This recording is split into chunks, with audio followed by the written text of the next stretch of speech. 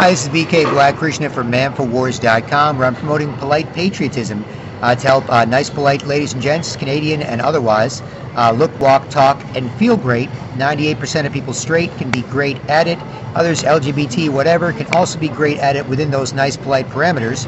So people can communicate well, raise confident children who do the same, and be proud nationalists against globalism. That's people polite, busy or friendly to be respected, something on their minds to make sure they're connected to where they live and other people where they live. There's a bigger cause than them. They've got to be responsible as adults, make sure they're not a mess for other people are not a mess as best they can, and that's a way better place to live, right? And the opposite of that is, something that I've documented extensively as well, hence the reason for polite patriotism. So support the manforwars.com efforts as you'd like, but here at 11:20 a.m. on Saturday, February 23rd in downtown Toronto, Canada.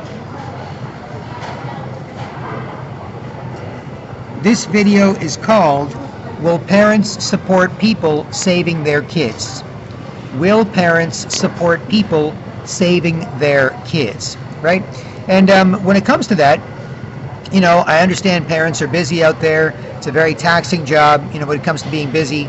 And I myself don't have any children, of my own that I know about. I was pretty frisky in my early 20s, but I'm pretty sure no kids yet. But I have time to learn things that parents don't, right? And many other people do as well. Because, some people will ask me, hey, you don't have kids, what do you know about kids? I'm like, what do you have time to learn, right?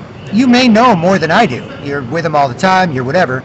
But you don't have time to learn as much as other people do who are interested in that, right? You might just be like, no, I gotta, get them ready for school, help them with their homework, do this and that, blah, blah, blah. It's like, have you heard about vaccines? No, I don't want to do anything, listen to anything, blah, blah, blah, blah, blah, blah. It's like, wait a minute. Can't you just hear something? It's on behalf of your kid. If it's smart, you can use it, maybe pass it on. If it's stupid, you can laugh at it. What is this? Don't say anything, right? It's like, well, that's stupid, right? You should be able to listen to people that could possibly help, right? Doesn't mean you have to, give them money necessarily, although if they do a good job, you might want to, but, you give them support. Doesn't mean you have to listen or pass or anything. But if you think it's possible, and that's what their intention is, to help you and help kids in general where you live, so it's a better place to live, out of compassion or for their future or for their own family. Maybe a parent's like, look, my kid has to grow up here, go to school here, and has to hang out with other kids here. Hopefully they can make some friends, they can be nice to each other, and they communicate well, and they can get along, and they can be successful. So I can't let the rest of them get screwed up, right? So, there's a bunch of metrics there. But will parents support people saving their kids, right? That's a key argument, right? And being nice, polite ladies and gents can help as well, right? When it comes to being confident. If you never show any respect and never get any respect, it's hard for your kids to respect you and listen to you. You can still sort of threaten them and bully them into it, but that's not the type of respect that they emulate and that that makes you a role model. It's the type of behavior that creates resentment. So maybe as soon as they're like, of legal-ish age, they're like, that's it, I'm out of here. I had to listen to you when I was 8, but now that I'm 18, I hate your friggin' guts. As opposed to a polite, self-respecting parent, with an 8-year-old that politely shows and gets it with other adults and kids, and can be a role model to their child, right? So that's a different thing. And on this note, will parents, will parents support people saving their kids? I'm going to go to an article from LifeSite News, LIFESITE News, lifesitenews.com. LifeSite News is an excellent news, independent news organization and media organization that comes from a Christian perspective. Now, I'm not a Christian myself, but I respect a lot of what Christians have done in Christianity and the best aspects of religion, not the worst, obviously, but the best aspects, because it can make really good people. If you throw it out, then there isn't that much that can make really good people. So it's good to have it, right? However, not everything there is about Christianity. It's just news from a moral perspective. So you don't necessarily have to be like, Jesus is the answer to everything. You could have smart people who believe Jesus is great and Christianity is great, who then apply a moral, a positive moral approach to the news of the day, right? Plus a lot of facts and evidence and analysis and critical thinking. So it's not like a sermon. So I know that, because the globalist, satanic pedophile, Illuminati, New World Order, whatever, wants to demonize and destroy religion so people can't use it to empower them and beat them, they kind of, only cite all the bad things when it comes to religion, and Christianity in particular, the sort of founding religion of Western culture, right? If they destroy that, then, it's hard, right? But they are ultimately the best people in the world if you need some help, right? If you want to just whatever, just keep your nose clean, try and mind your business, go to work, come home, Netflix, chill, whatever. Individuals who can do that, get by, complain things are too expensive, that's different.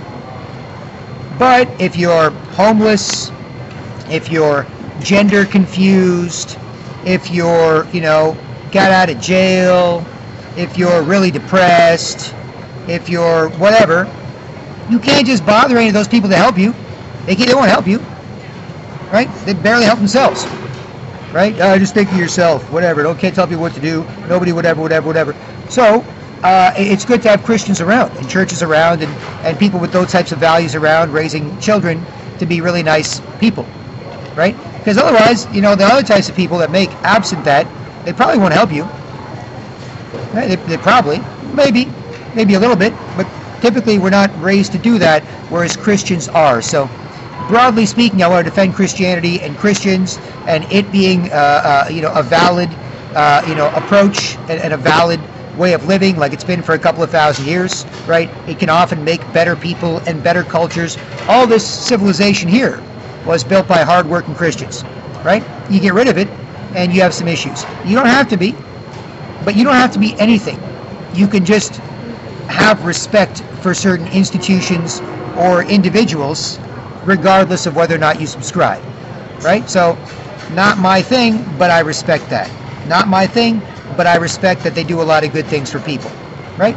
And who knows, some point maybe not, but I'm more of a secular humanist that says, okay, if you're dealing with an atheistic, godless, communist Canadian culture, how do you get them to do something besides, say, well, Jesus is the answer, when they're not going to say that or believe that or anything, right? It is about being nice, polite Canadians who can respect each other and get along, because that takes religion out of it entirely. It's not like, hey, I wonder if there's a God or not. It's like, these people are nice to each other or not, right? That's the difference. So it's more of a secular humanist thing, the polite patriotism angle, right? But again, I do respect Christianity and whatever. Whether there's a God or not, there's no such thing as God. It's stupid. You believe in the big Santa Claus in the sky that's going to save you when you die? You're such an idiot. Fine, whatever. Are these people nice to each other or not? Should they be or shouldn't they be? Is that better for them, better for kids or not? Are they making it easier to communicate or not? Do we have things going on that we should deal with or not? Right? So I'm totally fine with the other stuff, and I think it can really help people, but there's also, well, what about the atheistic, godless, communist, zombie heathens, right? You have to appeal to them too, right? So, but with respect to that, LifeSite News is really, really good, so I recommend it. LIFESITE News. And here at 11:28 a.m. in downtown Toronto on Saturday, February 23rd, 2019,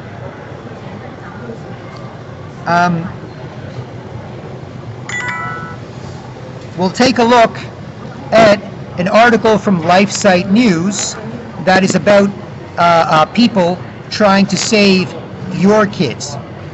Their kids, arguably, but other people's kids, right? And this also relates to current Conservative Premier Doug Ford, right? He's the current, recently elected, about 8 months or so in Ontario, Premier of Ontario. And he's done a lot of good things. And I'm a Doug Ford supporter generally, right? Generally, you can't just blanketly support somebody, especially a politician. You've got to hold their feet to the fire a bit and pressure them positively to get good things done for people where you live. Otherwise, special interests near him will pressure him the other way. To say, well, you want to do something for all those 8-10 million people in Ontario, but we're right here and we pull the strings and you need us to work with you and, whatever, right? So there's pressure coming on him from all sorts of places, right? just like other leaders. So it's important for people to be active. But basically, Doug Ford, as Premier of Ontario, when he was running for Premier, he was running against, among others, Tanya Granick-Allen.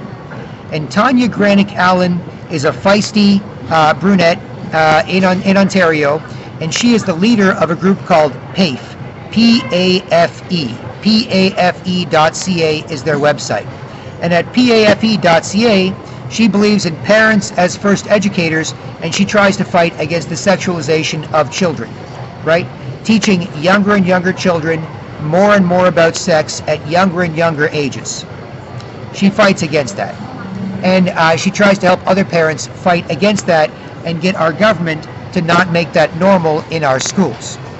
And if you're wondering where that comes from, this is the nationalism versus globalism angle, right? Nobody wants that, right? There weren't people walking around with clipboards and petitions, flyers, saying, excuse me, you other fellow polite Canadian adults in Ontario, could you sign this petition? It says we need to teach younger and younger children more and more about more and more types of sex at younger and younger ages every year. Otherwise, they'll be screwed up, or they won't know what to do, or other people will be offended, or something, something, something. Could you please sign this? You can't walk around Toronto, Canada, or any other city in the goddamn world and say that to people. So if people don't want that, then why the hell is it here?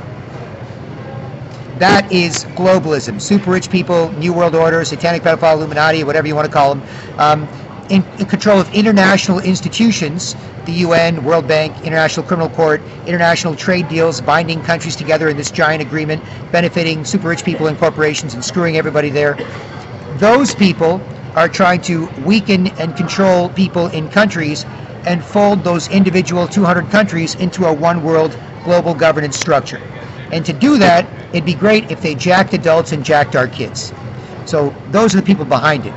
And more specifically, you'll have groups like the United Nations in 2010 and 2011, as reported on by LifeSite News, for example, and other independent media organizations, saying children are sexual beings, children have sexual rights, the UN must guarantee children have sexual rights and sexual... You're like, what the hell are you people? You people crazy? Right? And people did say that, but again, you have to be nice, respect each other, and communicate well, and pass it on, then you can get stuff as garbage done. Or not. Right? Then it's just, oh, whatever. It's mind your business, people can do whatever they want, whatever, right? So, United Nations was promoting that, 2010, 2011. The International Planned Parenthood Federation, the abortion people, the IPPF, they came out with their Exclaim document around 2010-11, saying, oh, children have sexual rights, children are sexual beings, whatever, and trying to promote that, right? And then, 2, 3, 4 years later, it goes from the UN, the head of the global government, right, whatever, and it goes through NGOs, they're non-governmental organizations, which really means world government organizations. It's like, if you don't work for any government, then who do you work for? We work for the United Nations. We're non-governmental. You work for the UN government, the UN world government. You work for somebody. If you're not, well, we're part of the Canadian government, or we're an activist group in Canada, or whatever. No, they work for the UN government. So UN NGOs and activist groups and others, and complicit people in the media and so on, they push it into your school system. That's how it ends up in your school system, right? And that's why nationalism versus globalism is so important. Nationalism is people get worked up about something, they meet, they respect each other, they communicate well, they form an organization, they put stuff up online, they do stuff offline, posters, flyers, drop them off the mailbox, here, have meetings, yada yada, so on. They get some independent media coverage, they get solidified, they get some mainstream media coverage, then they get some politicians going, this is an outrage. You guys are cool, right? All you guys, all you people, you're behind me? Yeah, this is an outrage, I'm taking a stand. Then the politicians take a stand, and then they make some changes. Right? That's typically how things bubble up from people to policy. Things that come top down from the UN to our system are things that nobody likes. Right? That's where that comes from. Right? The sexualization of children. That comes from outside the country. That doesn't come from inside the country. That doesn't come from a bunch of Canadians getting worked up. We have 100,000 signatures on a petition saying we should teach younger and younger kids more and more about sex at younger and younger ages and more types of sex. We need to do this. You can't walk around and do that anywhere. Right? That's why nationalism versus globalism is so important, because if you don't protect your national interests, the globalists will attack and will destroy them, and then you won't be able to. Right? So that's broadly speaking in terms of where that came from. Open borders is the same thing. We should open our borders, let anybody in, it's all the same, don't worry about it. Yeah, shut up, nobody talk. Yeah. Nobody wants that anywhere.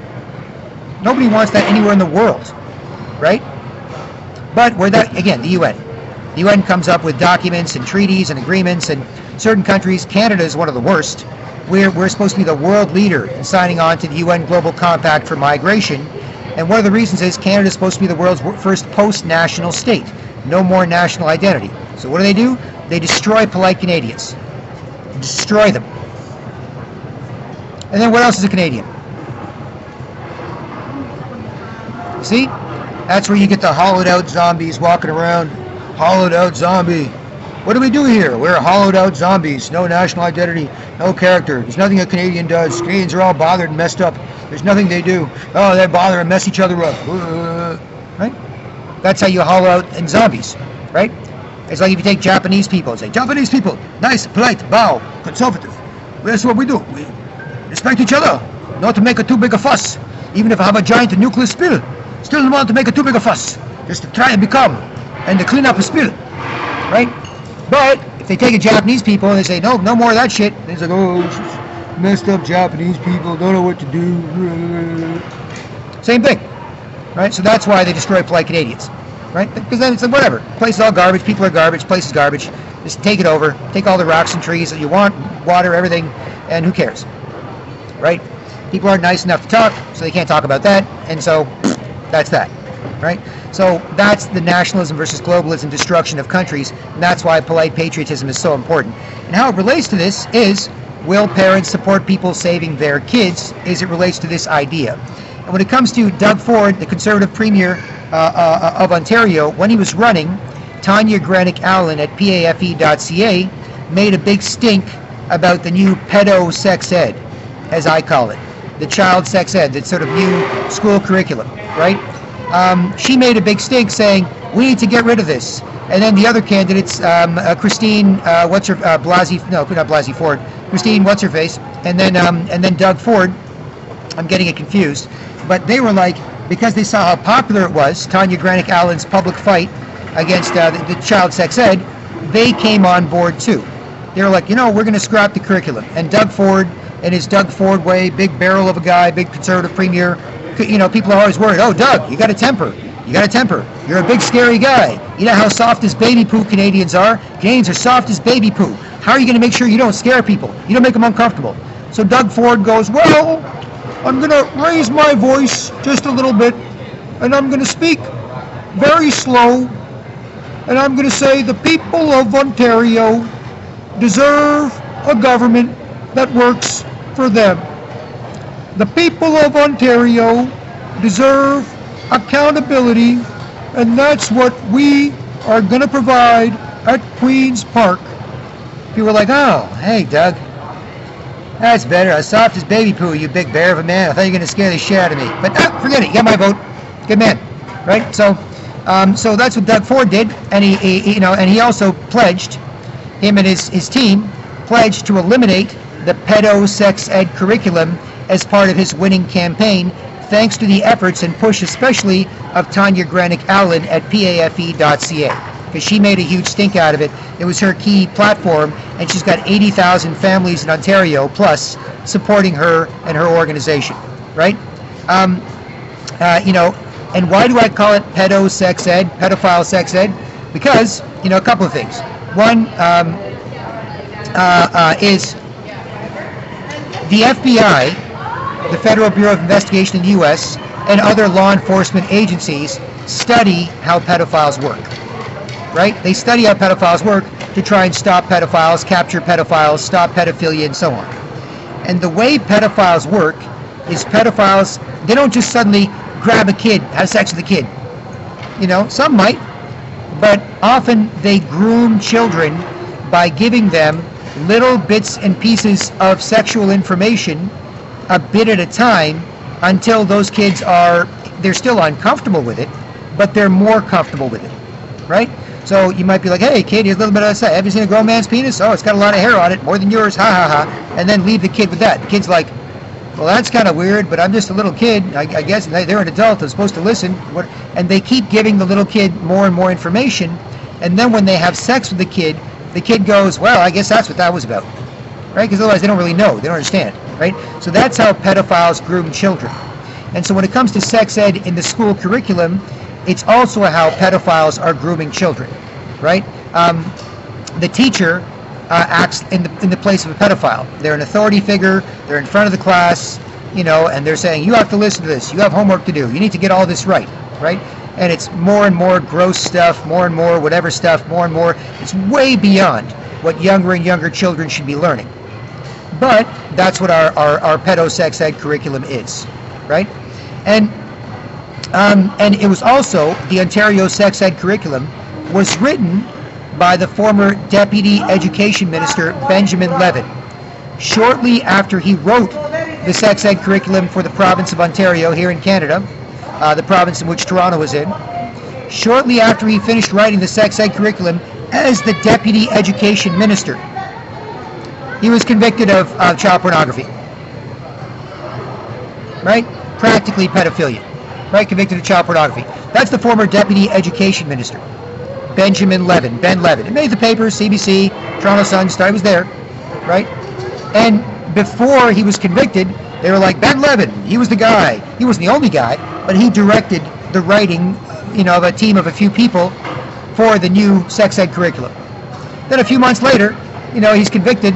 They found, tens of thousands of images of child porn. He's at home on his computer, encouraging a housewife to molest her kids. He's there wanking off. Oh, maybe, yeah, molest your kids. Oh, can I molest your kids next? And he's watching the woman molesting her kids for money on the internet or whatever. That's what the police caught him for. And he wanted to do it himself, right? And so that's Benjamin Levin. And then once he was convicted, they kind of went, oh, he didn't write it. Oh, what are you talking about? I mean, he was kind of there, but, right? So, so that's part of the pedo sex ed curriculum was written by a later convicted pedophile. Then he only gets a sentence of like 3 years in jail, even though he's Deputy Education Minister, and he should be held to a higher standard when it comes to the health of millions of children in Ontario, and families, and the community, and culture, right? But no, he got, less than 2-3 year sentence, and he only served like a year and a half, and then he got out, and then as soon as he got out, he started writing essays on how cool pornography is. Not child pornography necessarily, but how cool pornography is. And the Toronto Sun had an excellent article saying Benjamin Levin's back up to his old tricks, right? So that's when it comes to the sex ed curriculum and pedophilia. And then more broadly speaking, the super rich evil people, satanic, pedophile, Illuminati, globalists, whatever, a lot of them are into pedophilia, right? Because if they want to do bad things or get people to do bad things, that's the best way to make sure, right? It's like, hey, hey you work at McDonald's. I want you to put this toxic stuff we're supposed to throw out in the coffee, right? I know we have to pay $10 million to throw it out, or we can put it in the coffee and save $10 million. And you're like, nope, I'm a good moral person. I don't want to do that.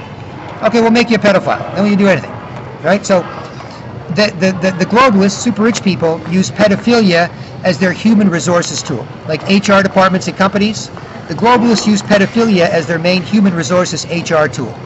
They corrupt people, like, oh, we got to make sure you're part of the corrupt club, make sure you're one of us, make sure you're not going to snitch, right? To corrupt them, make sure they're all corrupted, and then they'll do other stuff. They'll do that, then other stuff is not as bad as that, so they'll do all that other stuff. Insider trading, whatever, poisoning people, it's all, who cares after that, right? So they use pedophilia to corrupt people, and then when they get people into pedophilia, they use it to bribe people. So they say, hey, come on over to the party, we got a bunch of kids here in the pool, wait for you, blah. And they use it to blackmail people.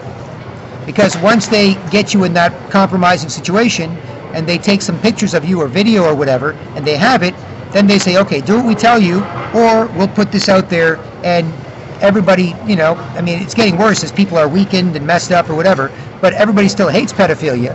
So if we out you as a pedophile, you're gone, right? Job gone. If you're on TV, this is Peter Mansbridge, the Mansbridge to Truth, here on CBC, live. You people need to wake up! Everybody wake up! There's some crazy people on it. You can't do that. the guy tries to do that, they got pictures of him with kids, possibly. I'm not saying him for sure. But that's how they do it, right? People on TV, live TV, news anchors, politicians, right? People in positions of authority, top corporate leaders. You get into that pedo club, right? And, what they're trying to do is they're also trying to turn insecure adults into pedophiles and kids into pedo food. Why? Because if they can do that, then there's nothing left of those people.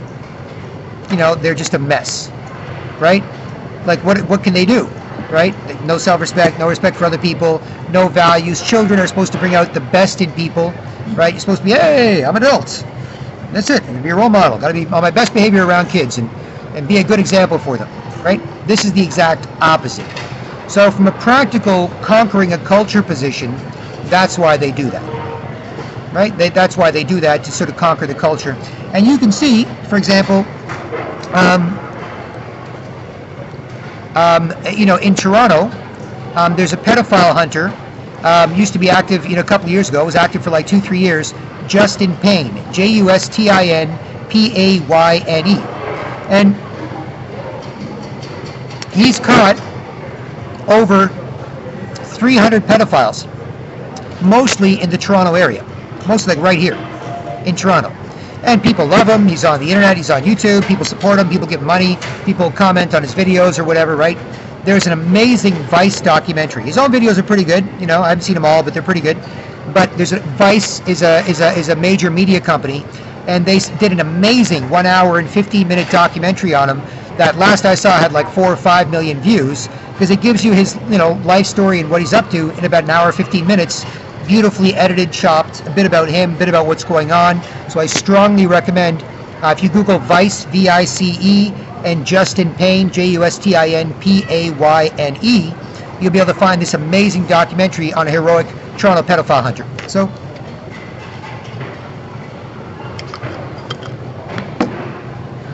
what he did is he would post a picture on the internet. Normally he's a construction worker, right?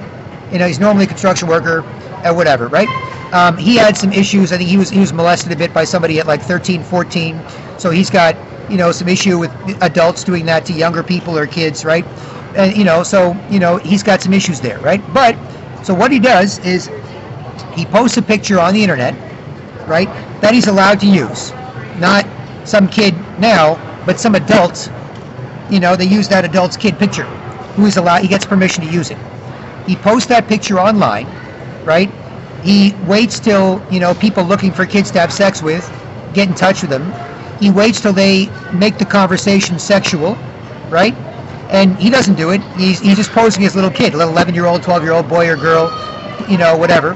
And they're messaging, right? And he's, parents let their kids use the internet and do stupid things or whatever, and they're all stupid in their own head, feel sorry for themselves, act stupid, people don't respect them. So yeah, go ahead, whatever, I don't care, right? Not responsible, as an adult, good, strong, competent man, woman, no, it's all gone, right? Beat that up. So pretty normal for pedophiles to go on the internet, find 11, 12-year-old kids, just, looking for some adults who's better than their parents, who are all messed up, right? By each other, by the system, whatever, without fighting back against it. And so he poses as an 11 or 12-year-old kid, and puts his picture up, and other adults, mainly in the Toronto area, right?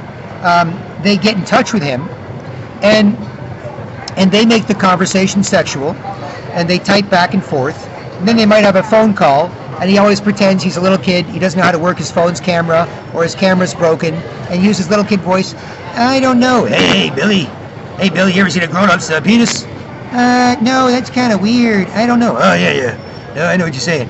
Hey, he's filming all this. He's filming the guy on his phone, like, talking. He's filming everything, right? He's filming himself. He's filming the interaction, right? And then the guy says, okay, I'll tell you what, why don't you meet me, here, right? At Dufferin Mall, right? In Toronto near Dufferin and Bloor, right? At Warden Station in Scarborough, subway station in Scarborough, right? Outside this Tim Hortons here, whatever, right? So, the guy's like, yeah, meet me, I'll pick you up there, and we'll go hang out, whatever, right? So, the pedophile shows up here in the Toronto area, right? And the pedophile shows up Typically, he's got a couple of others from outside the city, but mostly in Toronto, over 300. And the pedophile shows up, and the pedophile, is looking for a little kid, little boy he wants to have sex with, little girl he wants to have sex with, whatever, right? Shitty being adult, shitty for other adults, shitty for kids, and so he's going there to whatever, have sex with this kid, right? He's on that scumbag spiral down, right? And then he shows up looking to pick up the kid, and then Justin Payne, walks up to him with his cell phone. He goes, "Oh, hey, are you looking for little Johnny, or little Janie?" And the guy goes, "Yeah." "Oh no, wait! Oh shit!" And starts, running, freaking out. "Oh no, you got me!" Right? Because he's expecting me, little kid. And then a 6'3", 200-pound construction worker shows up with his 6', 200-pound buddy, filming the whole thing as well. Right? So then Justin Payne, gets in these guys. He's not trying to physically fight with them. He's big enough to sort of typically avoid physical confrontation, and the pedophile is typically not going to beat you up. He's already guilty, right? So they try running, they run, they get into their car, they whatever, they this and that, or they come up with some excuse or whatever. And typically, in my analysis of the videos, it's typically a miserable, weak, lying, bitchy man, right? So the guy shows up, he goes, "Hey, are you coming here to meet little Jody, little Jenny, or little Joe, or little Jenny? Come here to meet little Jenny." I was like, "Yeah, well, you know what, right? Or little Joey? Yeah, you know what, right?" And he starts playing with his hair and looking away. Yeah, I was just gonna meet little Joey or Jenny just to tell them not to do this, right? Like if a strange adult is on the internet and they try and meet with you, and then you meet with them. I was just gonna tell them that's wrong. That's not a good thing. It is full of shit. A waste of time. Right? Typically a miserable, weak, lying, bitchy man. Typically, there's hundreds of them, hundreds of videos, and there's various different things. Some older, some younger, some slightly different. Some just bald-faced lie. Some what are you gonna do? Some run or whatever. Some never had a chance. Right? I saw one of looked like a guy in his early 20s. Just some chubby Vietnamese guy who didn't speak English well. He took the bus out there to the bus stop to meet this little girl he wanted to have sex with, 11-year-old girl or 12-year-old. Justin Payne shows up. He's like, "Ah, crap!" So he can't really run, can't really do this, but he can't speak English that well. And I'm thinking, man, this poor son of a bitch. He got here to Canada from Vietnam or whatever, 2, 3, 4 years ago. Could have been a nice, polite Canadian with other nice, polite Canadians, have some self-respect, get himself a cool little Vietnamese girl his own age, as a polite, self-respecting, new Canadian with other Canadians, or whoever. Then he could have been happy. But instead, "Hey, lying, bitchy man," make people uncomfortable. "Oh no, bitchy, bitchy. Hey, I'm near a girl. That forced me to look ugly. Oh, forcing me to see me look ugly. No, this sucks." They can't even get along, right? So this young horny guy can't be nice enough to people to be nice enough back, or vice versa, and then can't normally date, right? So you feel awful for this guy, right? Some other guys, some other 50-something-year-old brown dude in a BMW X5. He's got his own 11-year-old daughter, but he wants to have sex with a strange 11-year-old girl. Why? Because he doesn't show any respect. He doesn't get any respect from his family, friends, co-workers, and so on. And so, it is what it is, right? Come home, miserable lying bitchy man. And shrill lying bitchy mom. And then sulky lying bitchy kid. It's like, shit. It's just a big mess. Right? So, that's what happens. Right? And it's hundreds in the Toronto area. But he does it part-time. He's a construction worker. He's got to work 8, 9 hours a day or whatever at work. Got to come home, bite to eat, and then spends a couple hours online, for a few nights, and then over 2, 3, 4 nights, can get some interest in a guy, or a guy gets some interest in who he's pretending to be, and then goes to meet him, and then films it, makes a video, right? And you typically see who it is, and these aren't poor guys. These aren't ugly guys. I saw a good-looking brown guy in a sports car. The guy was good-looking. He was as good-looking as I was. Maybe not as good-looking, but about as good-looking as I was. A good-looking guy, right? And he was about as good-looking as I was, and he had a nice black sports car. He seemed to be in his early 30s, right? And he was going out there to meet a little girl or a little boy, and Justin caught him too, right? So it's all over the map. White people, black, brown people. Typically not black people from what I've seen, but everybody else. I'm sure there's some though, whatever. Especially in this culture that creates it, right? So anyway, that's one of the issues when it comes to this, right? And the reason I brought up Justin Payne in relation to all of this is that you can see that's what happens, is they're turning insecure adults into pedophiles and insecure sexualized kids into pedo food, and making it hard to communicate. People are too rude and sketchy to talk, and then just wander around bothering other people when they can't talk to each other, and that makes it all easier for all sorts of bad things to happen, including that. Right? So, so that's a bit on that. And again, will parents support people saving their kids? Right? That's important. Right? If you don't have time to learn things, it's, oh, no time to learn, I got kids, so busy. Fine, other people can take care of that. And then you support each other and you're good, right? You know, you can fact check some things, you know, you don't just blindly go, but you can, you know. So here at 11:55 a.m. on Saturday, February 23rd, 2019, BK Black Krishna from manforwars.com, you know, you can see the issues, right? And that's why I'm promoting polite patriotism, and so I expect people to support the manforwars.com members if they'd like. And as usual, and it's always a possibility, right? Nobody minds if you try and do something. It's like, hey, I'm trying to be nice and trying to help people. I'm like, well, I'm trying to mess people up, mess myself up, mess other people up all the time. So they don't mind. Somebody's trying to do, you know, something else. But if they don't help, then it just keeps getting worse, and that's that, right? So it is what it is. Now, back to LifeSite News and Doug Ford, the Premier of Ontario, right? So, LifeSite News, this is what they do. Anybody can talk. That's why they do it to strangers now. Right? They could talk to each other before, but then they worked out force you see. You talk in English? You use English? I use force people to see me look sketchy and ugly. That's how I talk. You say English words, I get worked up, force you to see me look ugly, and then everyone quiet, nobody can talk. And then people just sit near each other and force you to see each other look ugly. Or they say, screw this, let's go force strangers to see it. Right? That's what they do to anybody that can help them. There's other smart people here, believe me. It used to be a lot. I'm from Toronto. I'm born and raised in Canada. Right? I'm Toronto my whole life, virtually. Traveled a bit here, but mostly, right? And so there's tons of them, right? I wasn't the only person. No, but this is what they did to each other. So what was done to them, then what they did to each other. That's why I'm promoting polite patriotism. Otherwise, this is what happens. I can help. Force you to see me look ugly. Ha! I make you a mess. Now, no, you can't do anything except for that. Ha! Right? So that's what happens. Right? So Doug Ford, even though he promised to repeal the sex ed curriculum, once he got into office, he's getting a lot of pressure and a lot of pushback from different groups, from teachers, from students, from whatever, and there's a lot of evil behind that, right?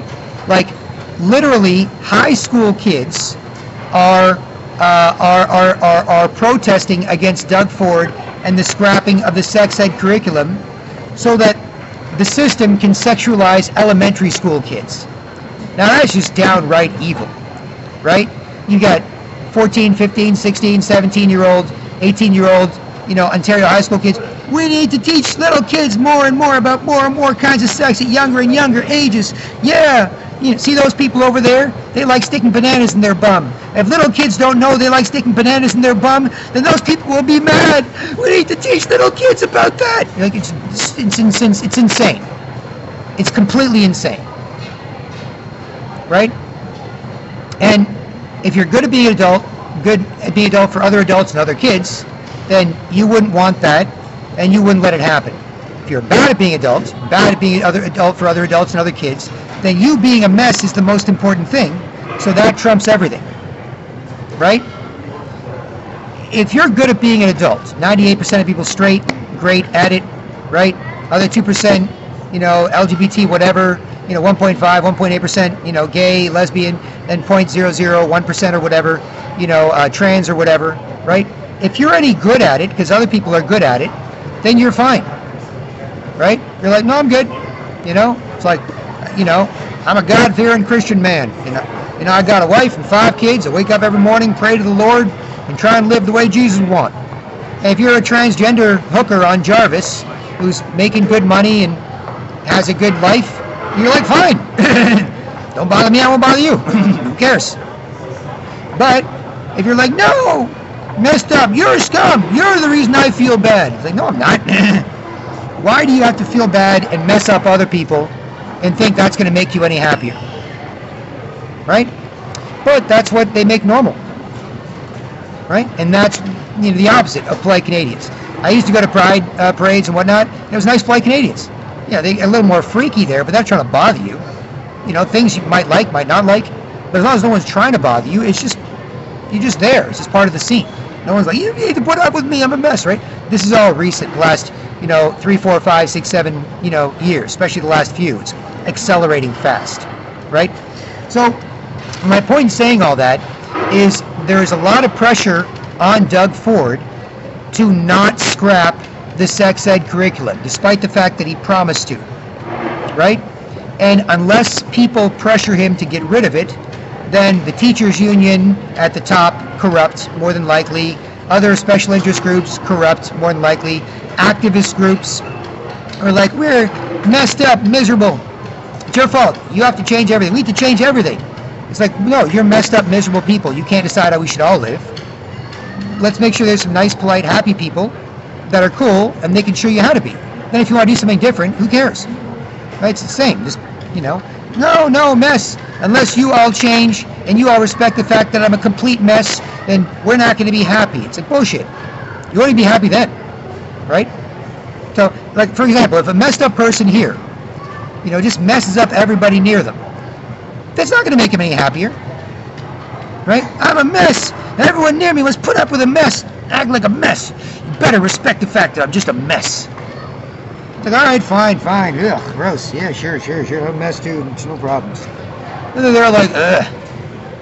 That's why they like being ignored so much. That's why poor mentally ill, homeless people, sketchy, will sit in the Tim Hortons coffee shop for 2-3 hours. As polite Canadians walk in, hey, push me, wipe my nose, it's sketchy, scratch my head, shove stuff in my mouth. Yeah. And polite Canadians just politely ignore him. And it's the best he can do. Poor sketchy, crazy old man. As long as it's not too aggressive, too threatening, too bothering people or whatever, noisy, then they don't care, right? Like, hey, of course everyone to see me look ugly if they don't like me. No, I just politely ignore it. Even better. I'll take it. I'll sit here, Tim Hortons, for 2-3 hours. Just sipping my coffee. Hey, it's polite Canadian over there. Hey, of course you see me look ugly, sketchy. Hey, sketchy, wipe my nose, shove something in my mouth, act nervous, make you uncomfortable. No thanks, man. It's all good. No, it's nothing. Don't worry about it. It didn't bother me. It's not that bad. I'm not bothering you. And they're like, that's the best they can do. They can't do any better than that. Or it's always, mess, you don't like me. That's the best they can do. Right? That's why they enjoy it so much. Right? That's why they get so excited. I got tons of video if you want. They get so excited to just be ignored. Instead of, you saw me look ugly and don't like me. Or you forced me to see you look ugly. It's not nice. The best they can do. Right? So anyway, so there's a lot of pressure on Doug Ford to try and keep the pedo sex ed curriculum from some pedophiles in charge. And if you don't believe there's some pedophiles in the area, you should look into the Cornwall Inquiry. Cornwall, Ontario, is a little town about an hour and a half east of here, on the way to Kingston, Ottawa, Montreal, and so on. And Cornwall, starting in the early 80s, or mid 80s, around there, started having reports. There's, satanic pedophile rings operating in the Cornwall area. Some are priests, some are judges, some are high-ranking politicians. They do weird rituals to bind them together. The satanic pedophiles, like, hey, we're all part of this creepy evil club. Yeah, don't say anything. Shh, we're all part of this creepy evil club, right? So that's been going on, and the RCMP came out and said, we found a pedophile network dating back to the 1950s and 60s in southern Ontario, the Cornwall area. It's basically this area, right? And then that investigation was shut down, and the RCMP investigation was shut down, right? Higher ups, pedophiles killed it. Then later on, people were still mad, right? People were still mad. No, it's still wrong. Still something bad happened. So then Dalton McGuinty, Premier of Ontario at the time, in the early 2000s, he was like, all right, we'll come up with a government inquiry called the Cornwall Inquiry. And they spent another 5 years. They spent like 15 years trying to investigate this on and off, right? They weren't exactly in a rush, even though there might be kids getting raped right now. They weren't in a rush, right? And they investigated it, and finally, at the end of the Cornwall Inquiry, which came out in like 2009, the official, $50 million Cornwall Inquiry. At the end of that, the judge, Justice Norman Gludd, who headed up the inquiry, said, We don't know. He said, as to whether or not there is a pedophile ring operating in southern Ontario, in and around the Cornwall area, and others, I cannot say yes, I cannot say no. Like, what? Man, that's the type of question you should get pretty clear. Like, nope, that's the official inquiry under Premier Dalton McGuinty, Liberal Premier Dalton McGuinty in Ontario. Like, what? That's crazy. And this is after the RCMP found stuff and whatever. They came out with a press conference trying to make sure they keep investigating. They put stuff out there. We found this, see, it's out there. Let us keep going. And then they went, bam, shut it down. Ah, crap. Right? So, you know, so this stuff is out there. Right? And so when it comes to the high-ranking ones, that's a different thing. When it comes to normal, insecure adults turning to pedophiles, insecure sexualized kids turning to pedofood, don't respect each other, going the other way when it comes to being nice, and then turning into scum, the worst of the worst, doing worse things, right? Everyone else just like, not as capable. That's a mess, right? But it's all related. So that's on the Cornwall inquiry when it comes to do we or do we not have issues in Ontario, right? And so, you know, back to LifeSite News here at 12:06 p.m. on Saturday, February 23rd, 2019. And will parents support people saving their kids, right? Because if they do, then it's a lot easier. If they don't, then, you know, they can't do much. And, I want a rock system, I want to lose my job, do I do this, do I do that? Fine. What if people could stop the school from acting like a pedophile, feeding your kids sexual information, you know, so that when a pedophile molests them, the kids are like, well, I guess this is what's supposed to happen, right? How do you help those people stop that, right? And so on, right? Or I don't have time to learn. Fine. What if people do, right? So will you support them, you know, or not, right? And that's all. That's what this video is partly about. So back to LifeSite News. So here at LifeSite News, lifesite.com, as I mentioned earlier, there is a picture of Doug Ford, Premier of Ontario. The good people of Ontario deserve an honest government, one that's accountable to them, including on this pedo-sex ed curriculum, no matter how much bullshit the corrupt teachers union gives me, because some of the people at the top are just freaking evil, right? Like, you know, we can still do stuff. Right, but the pressure has to come from people, and people have to support it. Otherwise, you know, they'll say, Doug, we'll let you get away with this. You can cut taxes, you can cut the gas tax, you can cut the death tax, you know, you can do better for industry, you can fight the carbon tax. But when it comes to sexualizing kids, that's really important to the super rich evil people agenda. If we screw up the kids, they're ours. If we screw up the adults who go along with it, they're ours. What a bunch of bitches and pussies, right? So we got them. So you can do that stuff with the taxes and the this and the, it's all fine. But this agenda of sexualizing kids and getting adults to go along with it till they're all miserable and depressed and perverted, right? You know, that is tough to fight because it's such an important part of their agenda. That's why it's promoted so much everywhere, right? That's why it's such a huge thing, right? And also that's why the trans stuff or whatever, and even gay stuff or whatever is all promoted so much.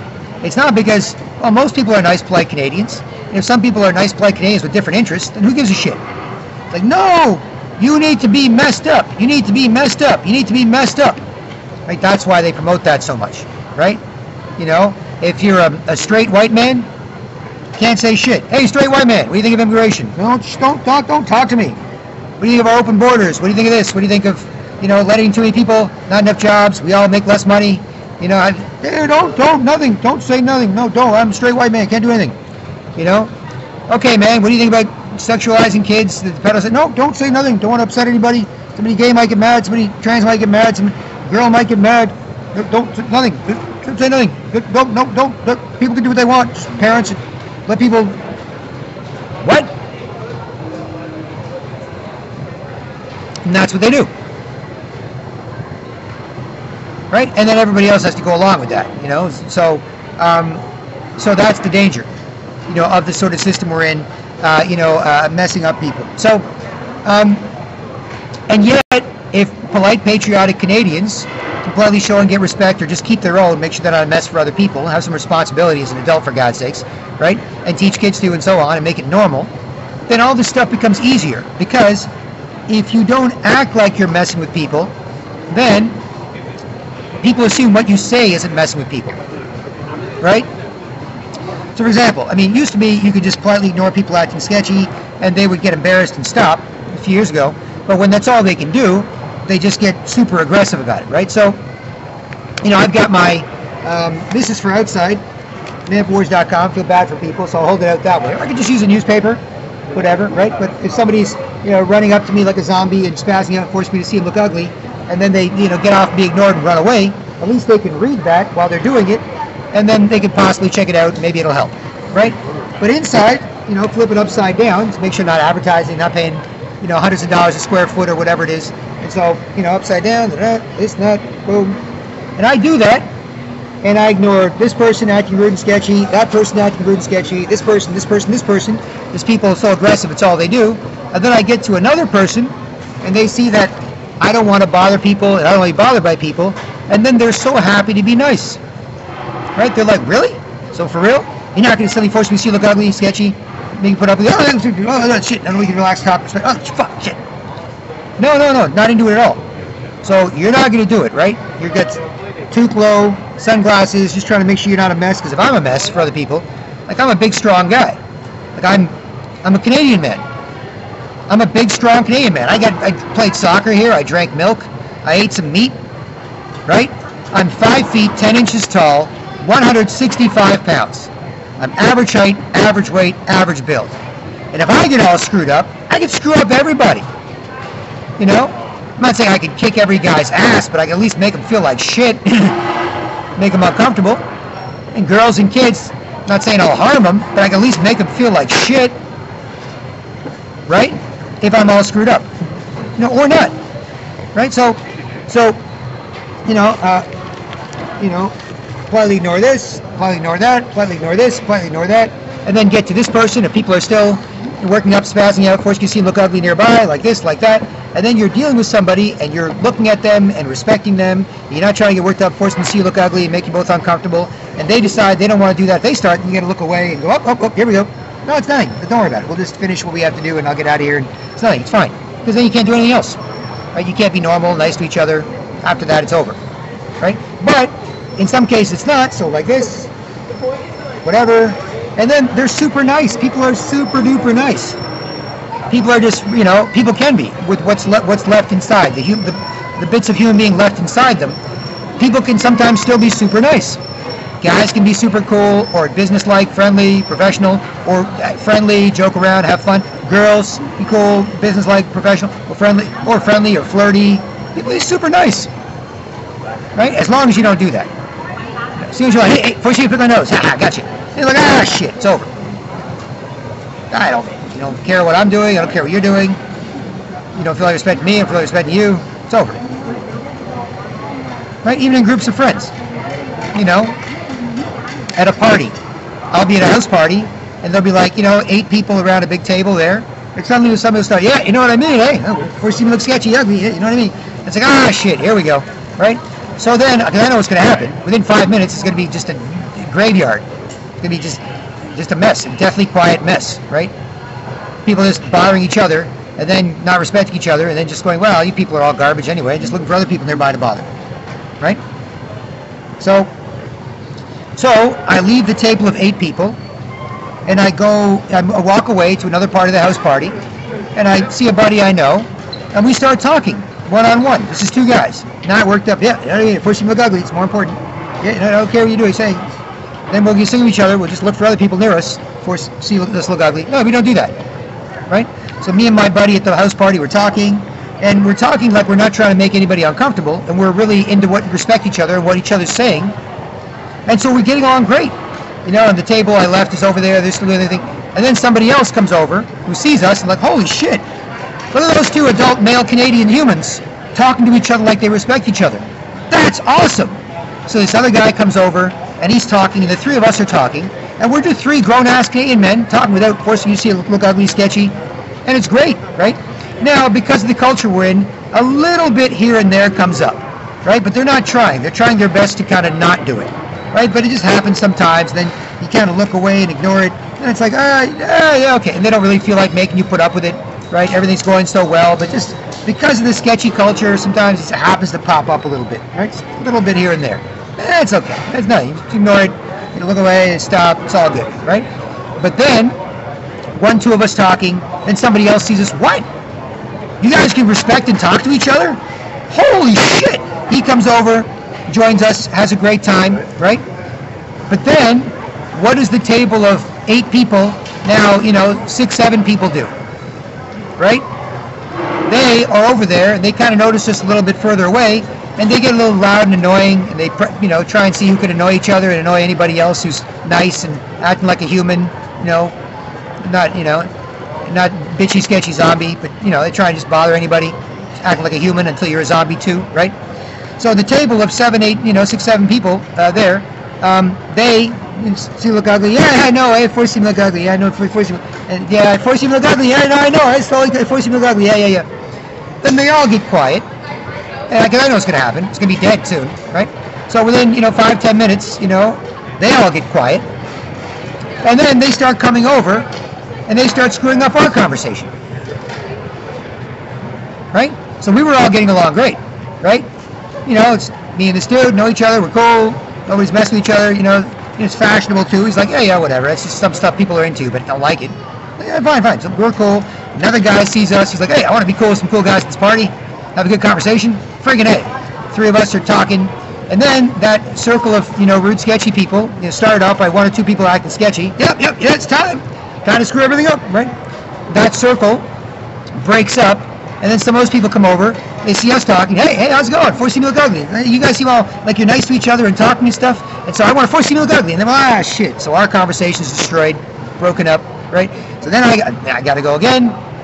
Go inside, get a drink, and just keep moving away to different parts of the party where you can meet people who are not trying to force you to see them look ugly if you don't like them and make everyone quiet and uncomfortable, and get along with them. And then when people do that to each other, and they, like zombies, only so much you can zombie with other zombies, zombie. They look for humans to attack. When they see you act like a human, they come over and try to attack you again. Right? So that's that's an example, for example, of what happens and how people make it hard to communicate and so on. But there's still polite gains inside, right? And one of the things that the New World Order globalists are trying to do is they're trying to destroy any sense of responsibility as an adult, right? So here's what a man should do. No, it's not. No. What should a man do? Act like a rude, ugly woman. All right. How about a woman? Act like a rude, ugly man. What do I mean? It's all the same. This man acts like a rude, ugly woman. So the best he can do. This woman acts like a rude, ugly man. Yeah, what I do, you do. So that's all the same. And if you're straight, 98% of people straight, you're not supposed to take it seriously.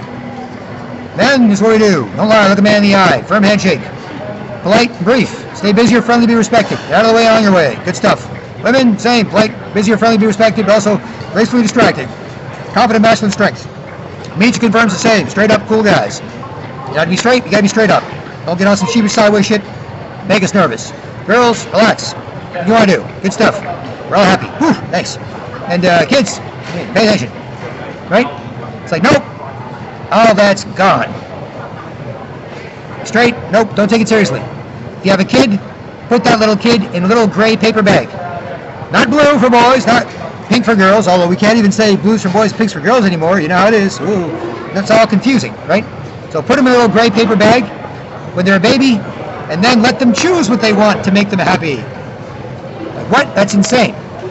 No, you teach your little boy and girl how to be good at being a little boy and girl. Later on, when they're older, if they decide to do something else, do something else. Otherwise, you're good at it and they're happy. Right? But you're supposed to attack all of that. Why? Not because 0.001% of people who you almost never see are, need some help or whatever. It's to screw up the 99.9%. That's why. Because it screws up everybody. Because if you're straight, you're not supposed to be good at being a man or a woman. All that stuff's garbage. It's all old. It's all whatever, right? You're supposed to, just be whatever, right? But if you're trans or whatever, maybe less so gay, lesbian, but trans is the key, then we're supposed to look at whatever you do as beautiful or just acceptable, tolerable, right? There's even a man, who teaches little kids here in the Ontario area. A friend of mine told me, and this man is a big transgender woman, right? Man trying to be a woman, but he's not any good at it. He's just a big, bitchy, ugly bully. You know how it is. If you're a guy dealing with a big, bitchy, ugly woman, or girls dealing with a big, bitchy, ugly woman, right? You know how it is. They hate women. They're jealous. Man, fuck you, bitches. They hate men. Man, fuck you, assholes. You probably don't like me. Man, it's a big, bitchy, ugly mess, right? Just a big, bitchy, ugly, man trying to be a trans woman, right? And because of that, and the hormones, the depression, and the confusion, because they're above reproach, because people aren't normally nice and polite and insisting on being good at being men and women, he can get away with anything. He can get away with yelling and screaming and throwing temper tantrums and screaming his head off at, some of the male staff that's there, at the women's staff that's there, at the little kids, 2, 3, 4-year-old, 5-year-old kids, where scream at them, you kids better stop right now! I'm such a big, bitchy, ugly woman! Like, whoa. You do not have the temperament to be a teacher of young children. Yes, I do! I'm a big, ugly, trans, bitchy, sketchy woman! You have to respect me no matter what I do! Right? So that becomes normal.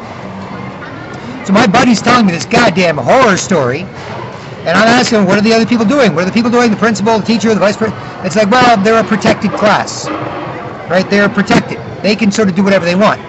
If a trans woman, or a guy, typically a guy act like an ugly girl, right? Because guys typically fight, so they want to make them all rude, ugly girls. Girls make it to guys, it's still not, ideal or great, and still whatever, but just a shittier version of being a guy.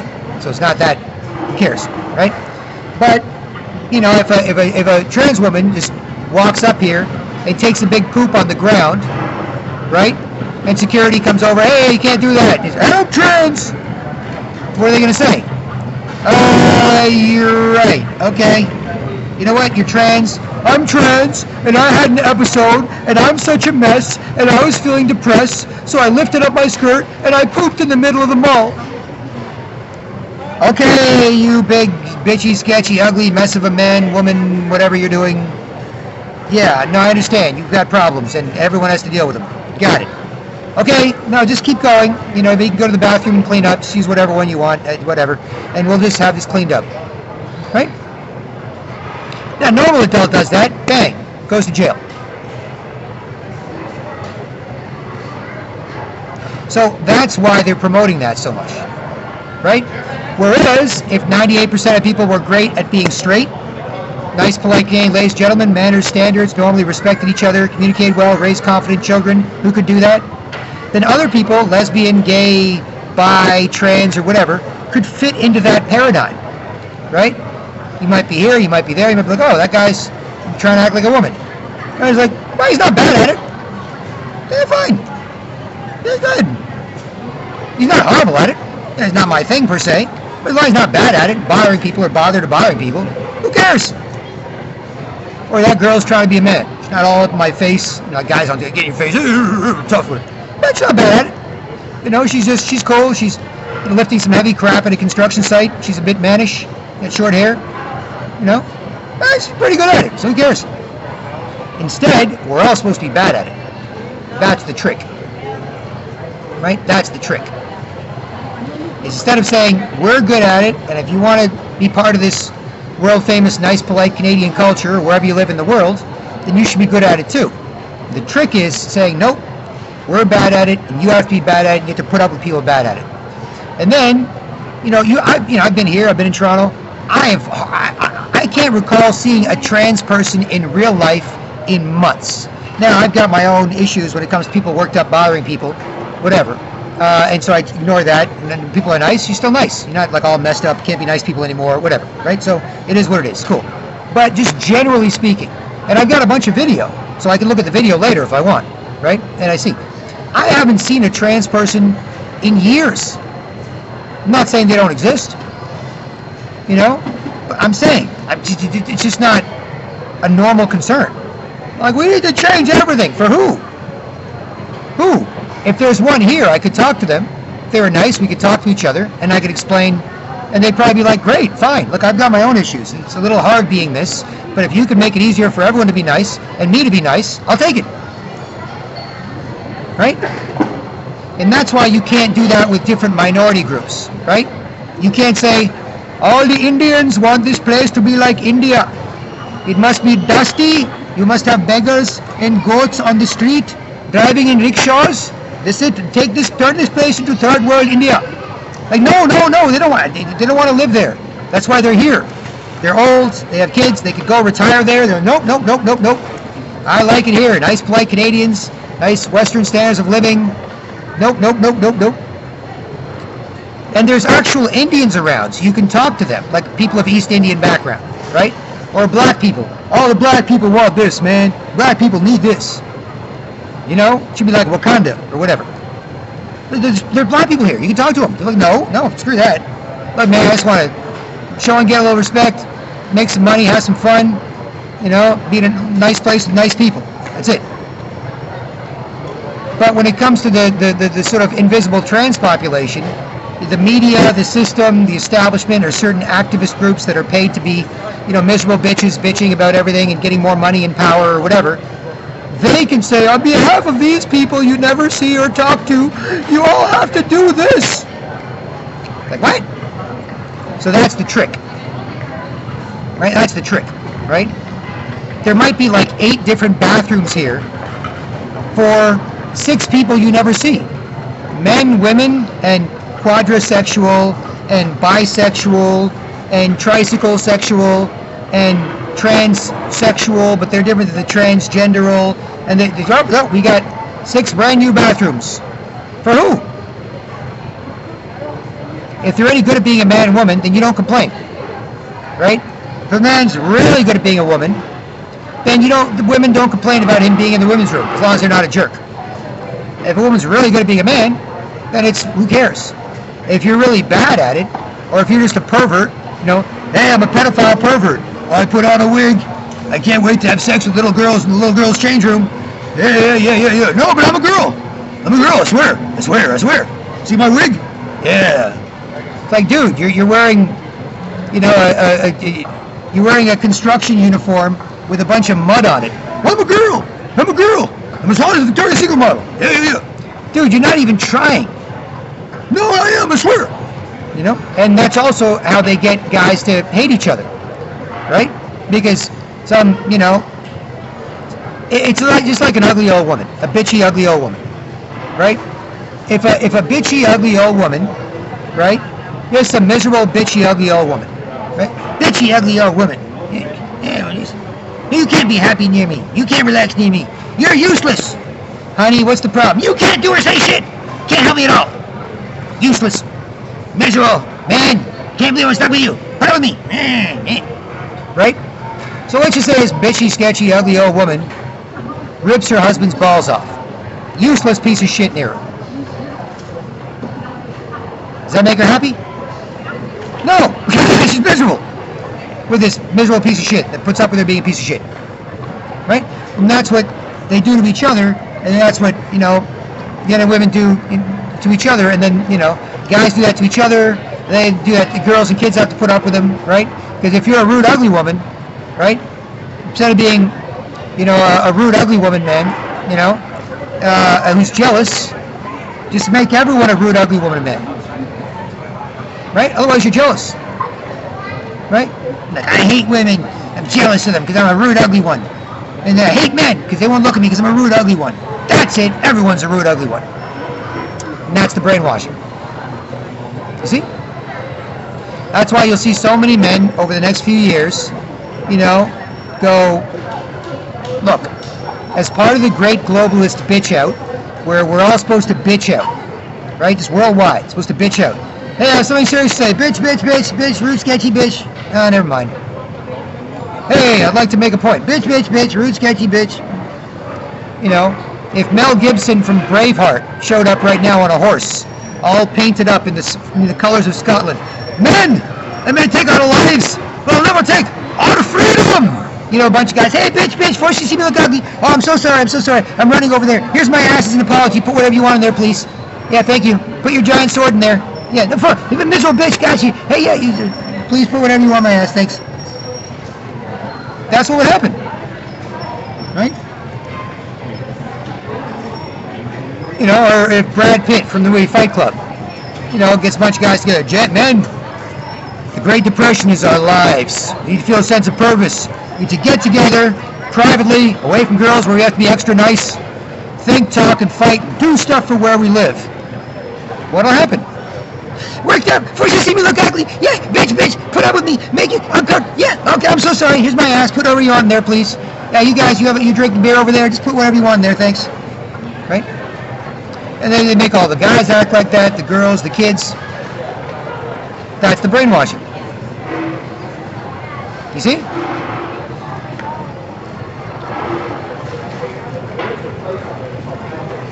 You can try it. I can show you. I got tons of stuff. Last couple of years of video. You know, nobody minds. It is what it is, right? And so, and as it gets worse and worse and more confirmed, it is what it is, right? That's all they want to do. And they love being ignored too. Lying bitches begging to be broken, get off, be ignored. Or mentally ill people always force people to see them look ugly if you don't like them. Like being ignored. Then at least you don't hate them and you didn't bother them. The best they can do. Everything else is like, look. You know, even the little girl here is like, hey, you know, I'm a 5'1", 90-pound girl. First you see me look ugly, you asshole, put up with it. It's like, okay. Yeah. And she's like, oh, no. And, you know, it's way worse, right? But if she just be ignored, politely ignored, you know, then you're happy. Right? Before you see me look ugly, jerk, put up with it. Oh, you ignored me? All right, good. Got it. Not trouble. I'm out of here. Phew. You just run away. Not even saying anything. I've got my headphones on, listening to music, looking at my phone, you know, completely ignoring it, hat low like this. And they just do that on their own. They just run up and just, before you see me look ugly, oh, like being ignored, run away. Before you see me look ugly, like being ignored, run away. That's what happens. Right?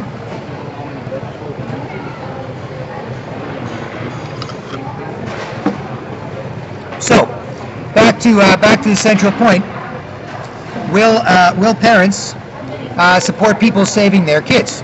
Right? That's a concern of mine, because I like kids. Kids bring out the best of me, because I have self-respect. I'm not always trying to force people to see me look ugly if they don't like me, and then when we don't like each other, just running around forcing strangers to see us look ugly if they don't like us, like, you know, like zombies. Right? So, you can still act like a normal human, as long as you don't make it impossible to, or you attack anyone who acts like a human. Right? And try to turn him into a zombie. Right? Then you can still act like a normal human with other normal humans, or what's left of normal humans inside the zombification process. Right? So, here at 12:32 p.m., Saturday, February 23rd, 2019, BK Black Krishna from manforwars.com, downtown Toronto, Canada. I'm going to get to the LifeSite News article from lifesite.com, LifeSite News, lifesite news.com. There it is. And it says here, from January 29th, 2019, so it's a couple months, or a month old or so, but it's still valid. It says here, Canadian Premier promised to repeal radical sex ed program. 8 months later, and it hasn't happened. So will parents support people saving their kids?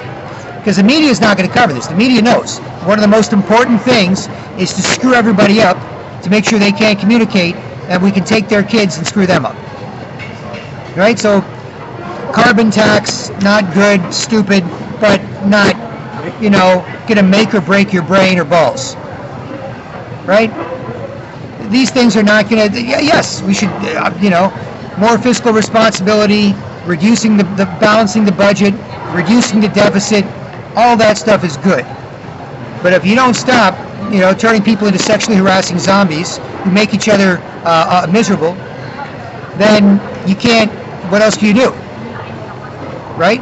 So that's why this is so important. That's why, you know, the media generally won't cover it, and even the government, even Doug Ford, you know, who said, you know, we're going to get rid of this, you know, crazy ideology foisted on our kids. If you want to teach your kids some crap, you teach them some crap. But we don't let this small group of people bitching about bullshit make everybody learn it, right? But the pressure on him to keep the current sex ed curriculum is huge because it's coming from above, because it screws up kids, it screws up normal people going along with it, right? So, from Everyday for Life Canada, Canadian Premier Doug Ford promised to repeal the radical sex ed program. 8 months later, as of January 2019, it hasn't happened. And this is from a group called Everyday for Life Canada, assuming a Christian group.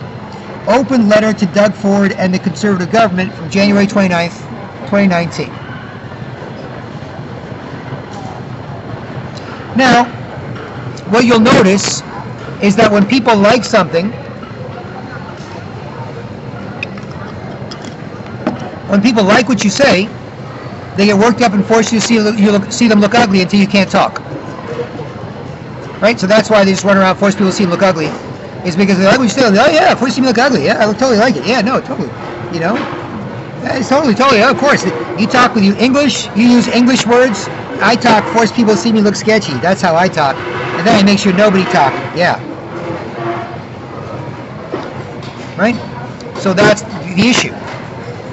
That's why BK Black Krishna from manforwars.com keep the polite Canadian option going and polite patriotism for people worldwide. Right? Otherwise, online, some of the smartest people in the world. Possibly. But offline, morons. There's liars and morons. Liars, bitches, snitches, and morons. Right? They make sure. Don't get me wrong. If there's anybody that can be nice or helpful, they're dead. When you're such a mess, you're not worth paying any attention to or getting any attention from because you're just a mess. Then you just wander around and force people to put up with you. Whereas nice, polite Canadians are not needy for attention because they're not awful to be near. It's not like, it's horrible to be near me. It's awful. It's ugly, stressful, confusing, and a waste of time. Let me just sneak up on you and try to get away with it wrong way. It's not how they normally just mind their business. Don't really care. Don't want people looking at them particularly. Whatever, anybody bother anybody. And then when you happen to be nice to people, nice to you, you can be friendly, say hello, look at, talk to each other, be attractive, interesting. But when you're always say, I know it's hard to be near me. That's why nobody wants to be near me, because I force people to see me look ugly until they don't like me. So then I run near people and force them to see me look ugly until they don't like me. If you can't sit near me, because it's hard to be near me, because I force people to see me look ugly, then I'll run near you and do it. And that's what happens. See?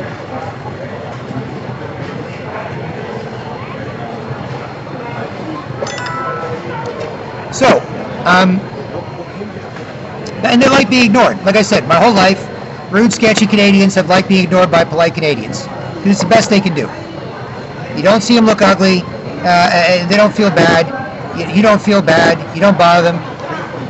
If they're sitting in a Tim Hortons coffee shop, lonely, sketchy, crazy old man. Hey, lonely, sketchy, crazy old man. Get some drool in my mouth. First you see me look ugly, scratch my head, a little sketchy. And polite Canadians just politely ignore them, come in, get a coffee, go. They're happy. They'll sit there for 2 hours. Better than seeing them look ugly and not liking them, and better than bothering them. It's the best they can do. That's why they love it so much. That's why they get so excited. See? I don't think it's for everyone. That's my argument.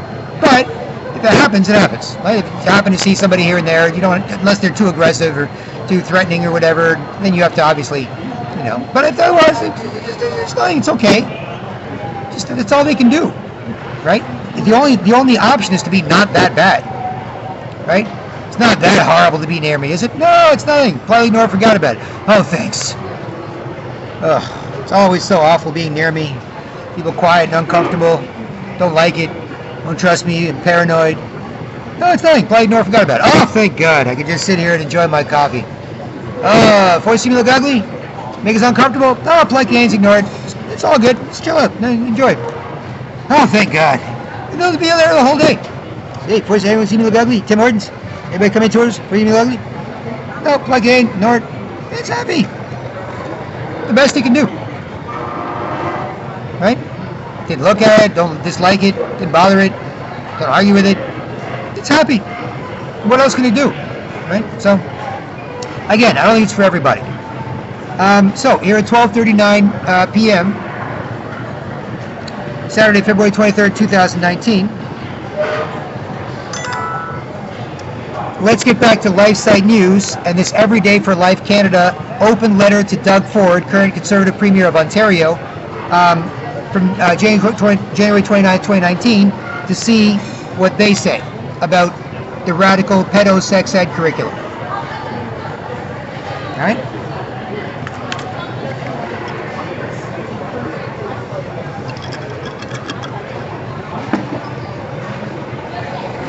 So it says here, Dear Premier Doug Ford, during the provincial election last year, you promised to withdraw the radical sex curriculum introduced by the Win Liberal Party in 2015.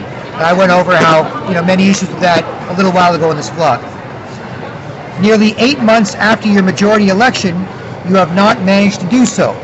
Sir, you have the overwhelming mandate from Ontarians. So most people in Ontario, we're totally fine with that.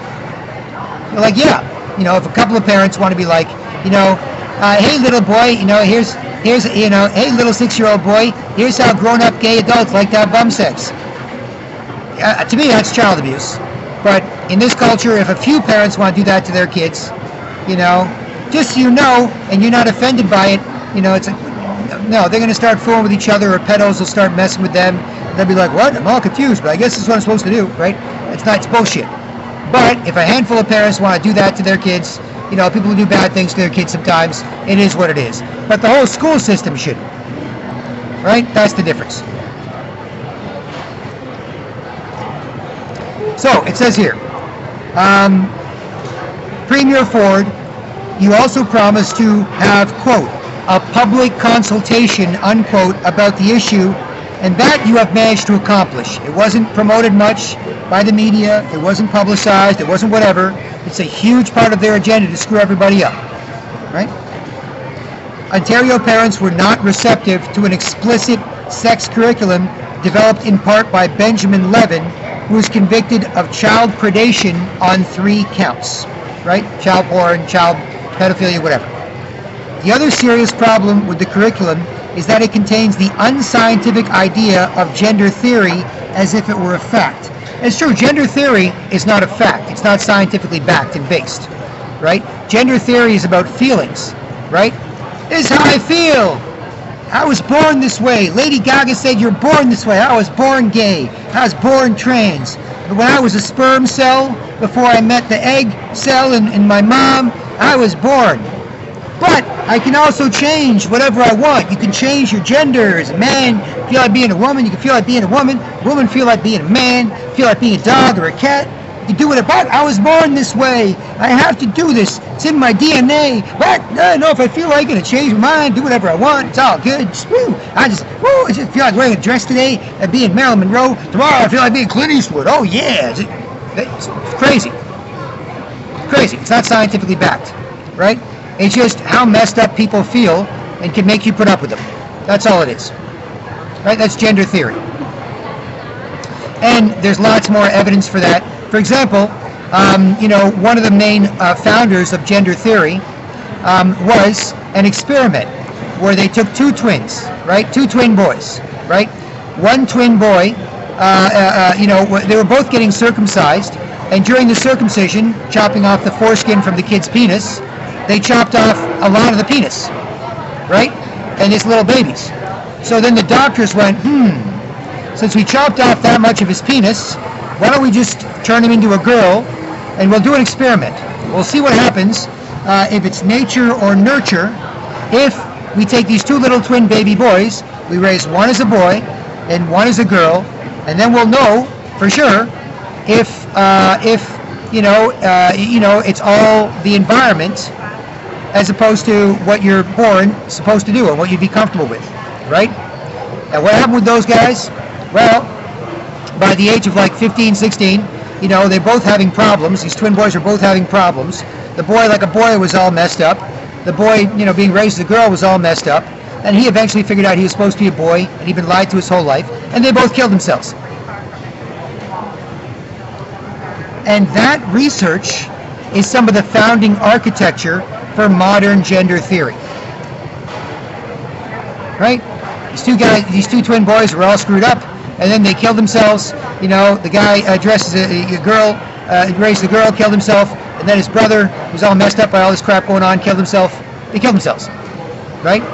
And when it comes to this, the reason, they promote this so much is if you're bad at being a girl or a guy, it's hard to have pride, right? It's hard to be proud of who you are. If you're always uncomfortable in your own skin, if you're always worried what you're doing, right? Like, as a grown-ass man, BK Black Krishna from manforwars.com, doing a vlog, am I getting this right? Am I getting this man thing right? How's my voice doing? How's my goatee doing? How's my hat doing? How's my tie doing? It's all right? How's my stance? My shoulders back, chest out. How am I doing? How am I doing? Am I okay? Am I any good at this man thing? How am I doing? All right? You're not always worried about it. Whereas if you're trans whatever, then you're always worried about it. That's why they make everyone that. Right? Just insecurely obsessed with getting looked at and checked out to try and confirm that they're doing what they're doing right. Right? And other trans people like Walt Heyer, Walt Heyer, good guy, but had some issues and then changed sexes and then changed back and came out with sexchangeregret.com to explain all this and go through a bunch of other science and so on, evidence. He was like, when he changed sexes, he didn't want to date guys. He didn't want to have sex with guys. He just had in his mind that he should be a girl, right? But he's a little boy, grandma dressed him like a girl because he wanted a granddaughter, but didn't get one, and then was molested a little bit by his cousin because, he was dressed like a girl, whatever. And then later on, good guy, got married, told his wife before he got married in college, honey, I'm warning you, I've got these things in my mind, right? They're pressuring me, it's a little voice in my head. She's like, well, our love will conquer the day, we'll have kids and a family, as long as you do it well, you'll be fine, right? But then later on, after they had a wife and kids, he switched, right? Just like could happen en masse, whatever, right? And then when he switched from Walt Heyer to being Laura Jensen, all he wanted to do was just be accepted as being decent at being a girl. Just near people, right? Didn't want to date guys, have sex with guys, nothing like that. He just wanted to be like, I hope I did this okay. I hope I did this okay. I hope I did this okay. I hope I did this okay. I hope I did this okay. I hope I did this okay. I hope I did this okay. It's exhausting. It's exhausting. It's depressing, right? You're lying to people in some cases if you don't feel like you're revealing, exactly what you're up to. They might be lying to you in terms of blowing smoke up your ass. The first year or two, the whole trans community says, you're beautiful, you're an angel. Then after that, you're alone, because they're like, well, you're not the new tranny on the block anymore. And honestly, you seem like it's a little depressing having to pick you up every day, right?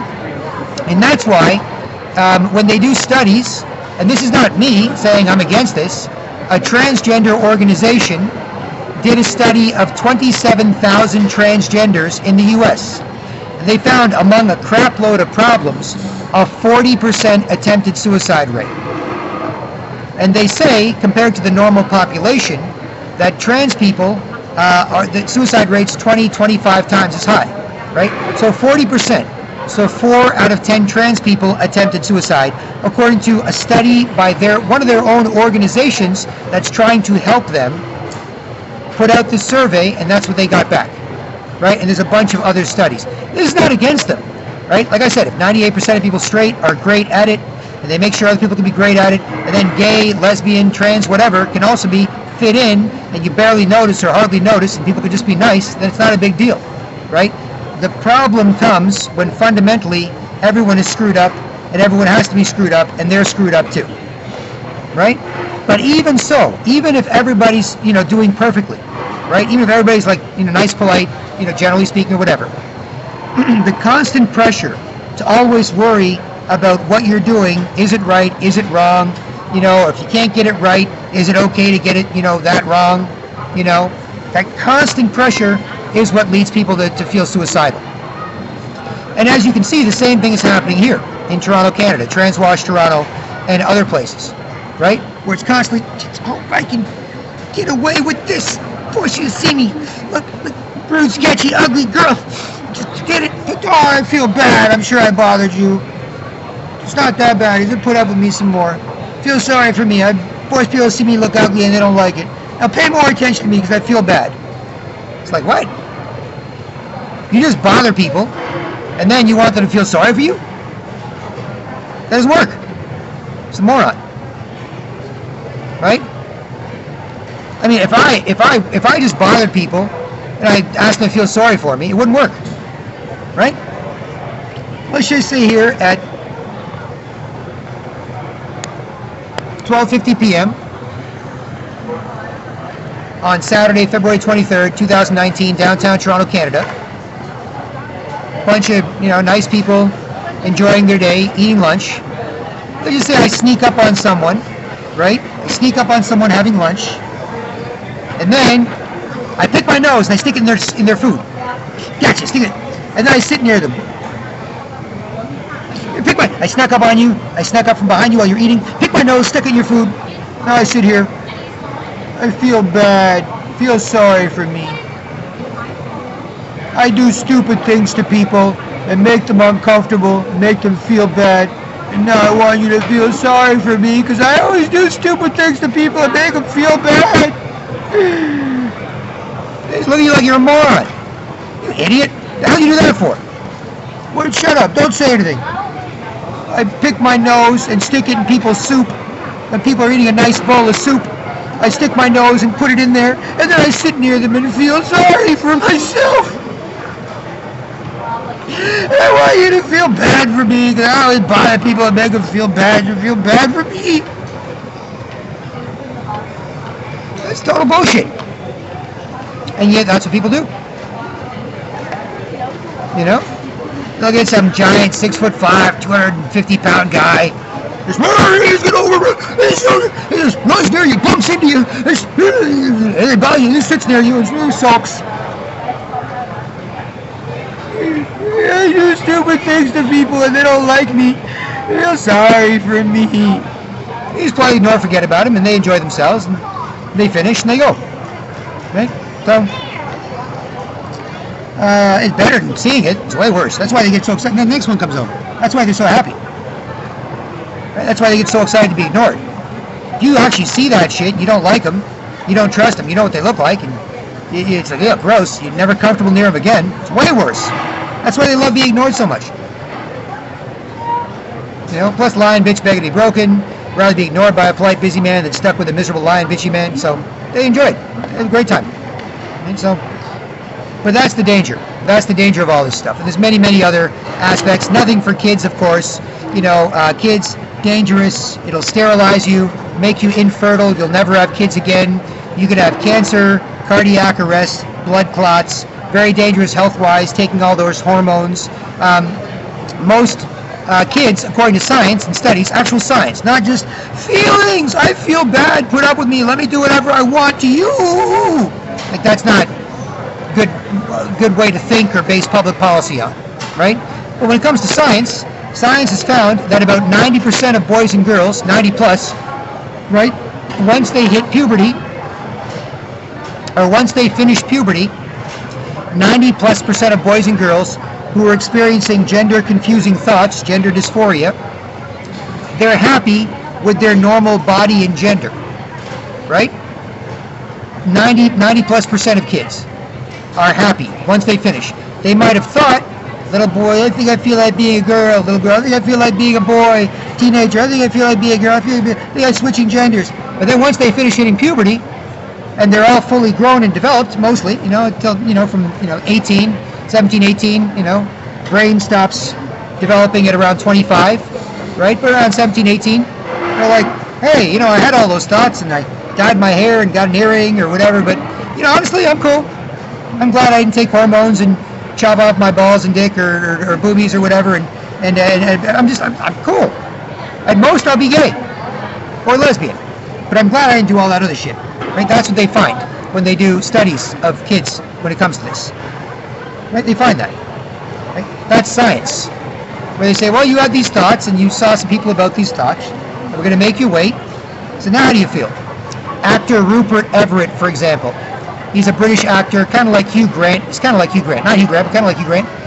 He's a gay guy, and he's talked about this. He says, yeah, as a gay man or guy who's becoming gay, yeah, I dressed in some girly stuff when I was a teenager or whatever. I did this and that, screwed around, but I'm happy. I'm just a solid, good-looking gay dude, right?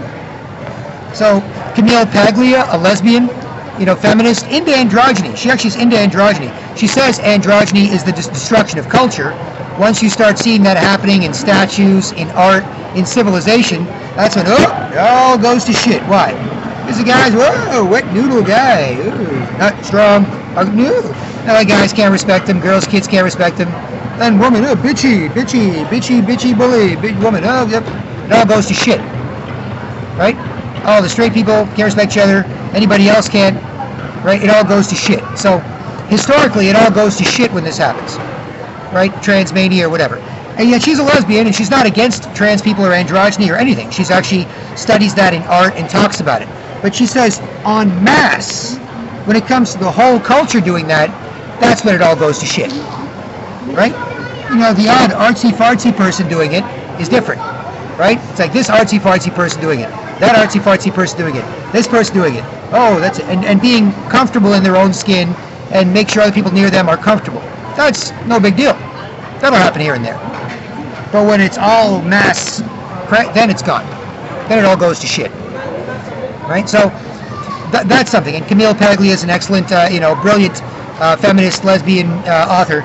But she's pro normal people. She's also pro studying other things, but she's pro normal people. She's like, I don't hate people. I'm a lesbian feminist, and I like the idea of androgyny, exploring what is male-female. But I know what makes most people happy.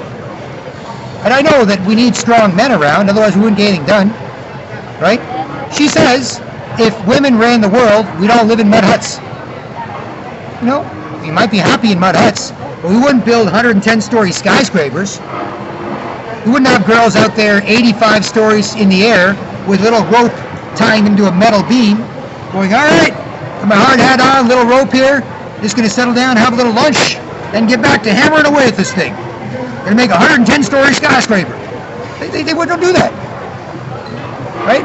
Not stupid, but they just don't do that. Right? So she knows, right, that it wouldn't work. Right? Now, she wants strong, empowered women. She's against all this victim culture. Oh, victim this, victim that. No, don't be a victim. Don't be messed up. Don't be demand this. Women are strong. Women can do anything. You better believe all women. You better cry every time a woman cries. Women are strong. Can do anything. Yeah, badass. Just like a man. 5 foot tall, 90-pound Hollywood actress kicking 6 foot tall, 200-pound man's ass in the movie. Yeah, we can do. No, but I'm a victim. You have to believe me. When I say cry, you cry. You don't tell me not to cry. When I cry, you cry. And it's like, what the fuck is this? Okay. That's the type of confusion that's out there. And yet, what do people do with anybody they could possibly help them? That's why I'm trying to help people stop doing that to each other. Otherwise, it's all they can do with people that speak English, not speak rude, sketchy zombie. Oh, English words! Did you hear that human can talk? That human uses English. Force you to see him look ugly till he can't talk. Turns into a zombie. Force people to see him look ugly till he can't talk. Ah! That's what they do. The people who speak English. Not speak, force you to see me look ugly, sketchy. Right? That's what they do. Right? Because you're just more worth bothering by somebody that's not worth paying attention to or getting attention from. You're just more worth attacking. Right? So if you can stop people from doing that to each other, then it should be good. Right? If you can't, then, can't. Right? So anyway, that's a bit on the transmania stuff. Well, as you'll see, just a total mess. Just going and guys, sulky, bitchy guy. What can you do? Oh, the guys think I'm a miserable bitch. Oh, the girls think I'm a miserable bitch. Oh, the kids think I'm a miserable bitch. So that's why you'll see a mass trans whatever, because it's the only way you can do anything, right? A trans person can be like, I'm a big trans man, woman, and I believe that we should we should close our borders, and we should protect our country and our sovereignty, and I don't believe we should teach kids about sex ed, and I believe that if I have a big beard and still wear a dress, I'm as hot as any girl, And everyone's got to go, yeah, sure, yeah, sure, whatever, man. Whereas a normal, straight white man, hey, what do you think about open borders? So what do you think about immigration policy? Hey, don't say anything. Someone might rip my balls, someone might attack, someone might... Hey, how about sexualizing kids, teaching kids pedo sex? Go. Let parents do what they want, people do what they want. Don't attack me. And other guys too. So that's why you'll be like, well, what can I do? How can I be free? Right? How can I express myself? I have to be a rude, ugly woman. Right? So that's why I'm promoting polite patriotism as well in response to that. It's not a good idea. It doesn't lead anywhere good. You can try it for years if you want. I've seen it going on for years. I have the last couple on video. It's not like, well, you racist, sexist, phobic scumbag. It's all right, fine, never mind. Just try it. See what happens. Go ahead. What am I doing? I'm over here. I don't want to bother anybody. I always feel bad when I bother people. Good. I'm over here. It's fine. Try it. See what happens. See?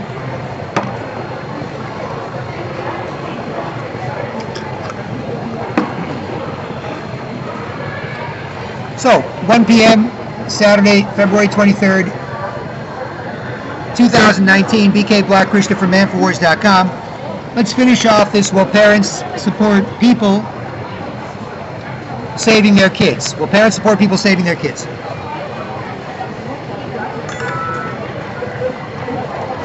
And let's get back to this gender theory, right? So this from LifeSiteNews.com and Everyday for Life Canada, the group, right? They say here, the other serious problem with the curriculum when it comes to petitioning Doug Ford to do what he said he'd do 8-9 months ago, which is get rid of the Ontario pedo sex ed curriculum written by convicted pedophile or child pornographer Benjamin Levin, right? It says here, the other serious problem with the curriculum is that it contains the unscientific idea of gender theory as if it were a fact. Also, it has dangerous information about anal and oral sex, and it views human sexuality as a mechanical activity for fun and pleasure. It is devoid of any reference to love or marriage. And so again, this is part of taking away the responsibility from adults to pass these things on and share these things, right? You can be like, look, lots of people do lots of different things, but here's what works best. That's all supposed to be destroyed. Now it's supposed to be, hey, anything goes, loosey-goosey, do whatever you want to anyone you want. Everyone can do what they want to you, yeah, woo, right? And that's not true, right? It's just not true.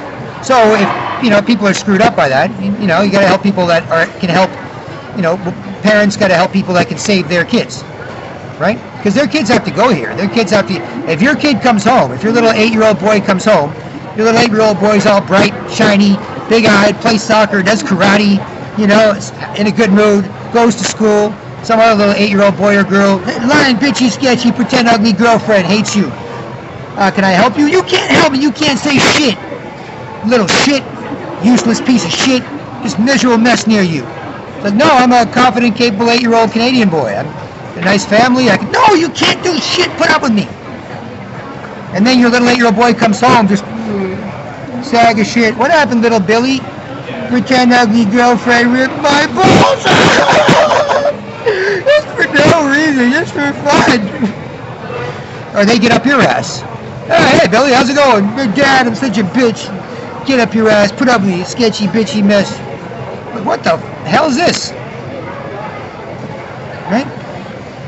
Because they'll be in this mess, right? Or you, or other guys, or girls, or kids. You send your wife out to this. Oh, my beautiful wife, as beautiful as the day I married her. Hey, jealous, ugly girl hates you. Jealous, ugly girl hates you. And she comes home, mess, rip your balls off. Right? Cop got to make sure he's cool, everybody's cool, so he doesn't get any shit. When he's dealing with people. Wife goes out in the world, gets treated poorly, treats people poorly, all messed up, comes home, rips his balls off. Now he's got to go out there. Hey, heroin addict, how you doing? I hate to stop you. Well, miserable, lying, bitchy man. Heroin addict. Oh, me too. Stab you in the face with a heroin needle. Ah! It's just crap, right? So that's the danger. Now back to this article from LifeSite News. It says here, the consultation process for the Ontario sex ed curriculum thing is now over. Wasn't publicized much. It was hard to get involved. It was like a conference call. It was some bullshit. It wasn't like a real... We need to take this seriously on behalf of all the parents and kids in Ontario. It was just like, yeah, we'll do it, but we'll, you know, we won't promote it much. So this is where people have to do something else. You know, because if Doug tries, all the people he needs to work with are going to go, nope. It's really important for evil people to screw up people and their kids. So we'll help you with fighting the carbon tax, we'll help you with this and that, but we can't help you with that, or pressure will come down. So that's why people have to kind of push against it, right? Because the pressure to do that, because that screws up everybody. Right? Because then everything else is fine. What can they do? You know, you'd be like, hey, hey man, I think we should fight the carbon tax. It's a bunch of bullshit. Pretend ugly, sketchy girlfriend? Never mind. Forget it.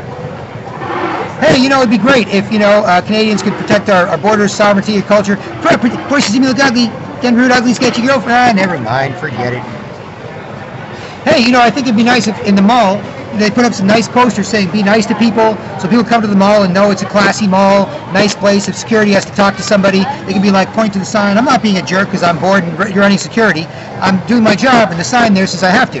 Right? Yeah, force you to put up with me, pretend rude, ugly, sketchy girlfriend, bother you till you don't like me. Yeah, make sure you can't talk. Don't say anything again. I like what you said. Now never talk again. Right? That's what they do. That's why it's the most important thing, because it makes everything else impossible. Right? You can see a bunch of these people, I'm sure, watch, you know, YouTube videos, you know, Facebook posts, on Twitter. This is an outrage, you know. SNC Lavalin scandal. I knew Trudeau was up to something, but then they offline. What do? If you try and say it, you're just more attacked by a zombie. If you're not constantly walking around forcing people to see you look ugly, then zombies will attack you because you're the most worth attacking. But if you're always forcing people to see you look ugly, you're not worth paying attention to or getting any attention from, then you always have to attack people to get any attention. Right? So it's just not safe. Right? You can't come to the mall, be like, you know what, just going to relax on a Saturday, be a nice, polite Canadian gentleman at the mall. Ah, zombies everywhere! Shit, fuck! But you, hit him, get him! Right? It's more worth bothering. You know, they might zombie with each other, but it's kind of annoying. Hey, it's force you milk ugly, force you milk ugly. Force you milk ugly, force you see milk ugly. Force you see milk ugly, force you see milk ugly. Ah, never mind. What do you want to do instead? Let's force other people to see us look ugly. That's what they do. That's why it's the most important thing. The gender issue. That's why it's so heavily promoted now. You might be like, why? What's with this gender thing, gay thing? Nobody cared before. A lot of people didn't bother each other. Nobody gave a crap. You know? People liked it more than less, into it more than less, but who cares? That's like anything else. Right? You know? It's like, you like Chinese food? I do. You hate Chinese food? I do.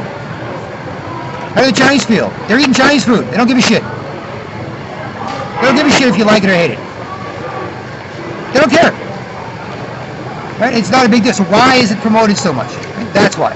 Screw everybody up.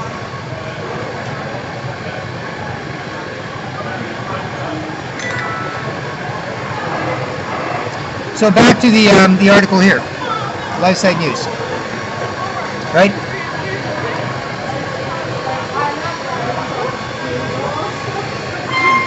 And will parents support people saving their kids?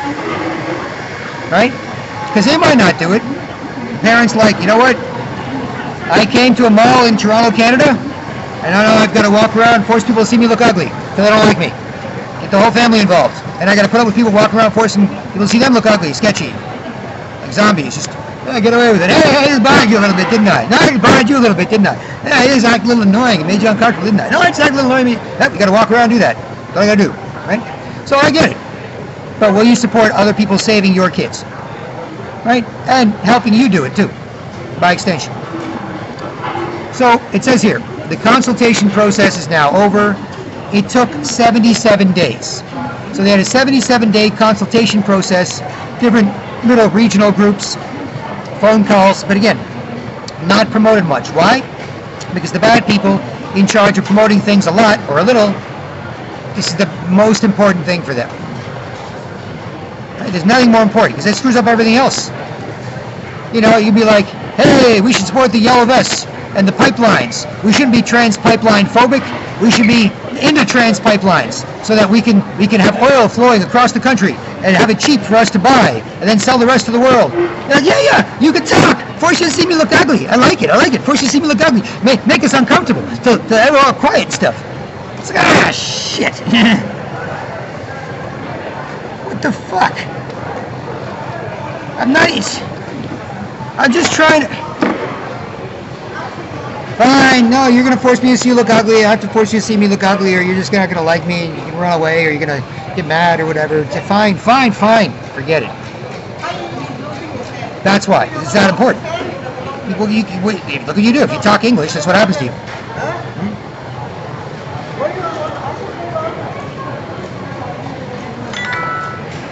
So back to this article. There were only a few days, 77, to consult on this. It wasn't promoted much. There were some serious administrative glitches, it says here in the article. Or why were LGBTQ plus groups and teachers unions notified first, but parents were notified a week later?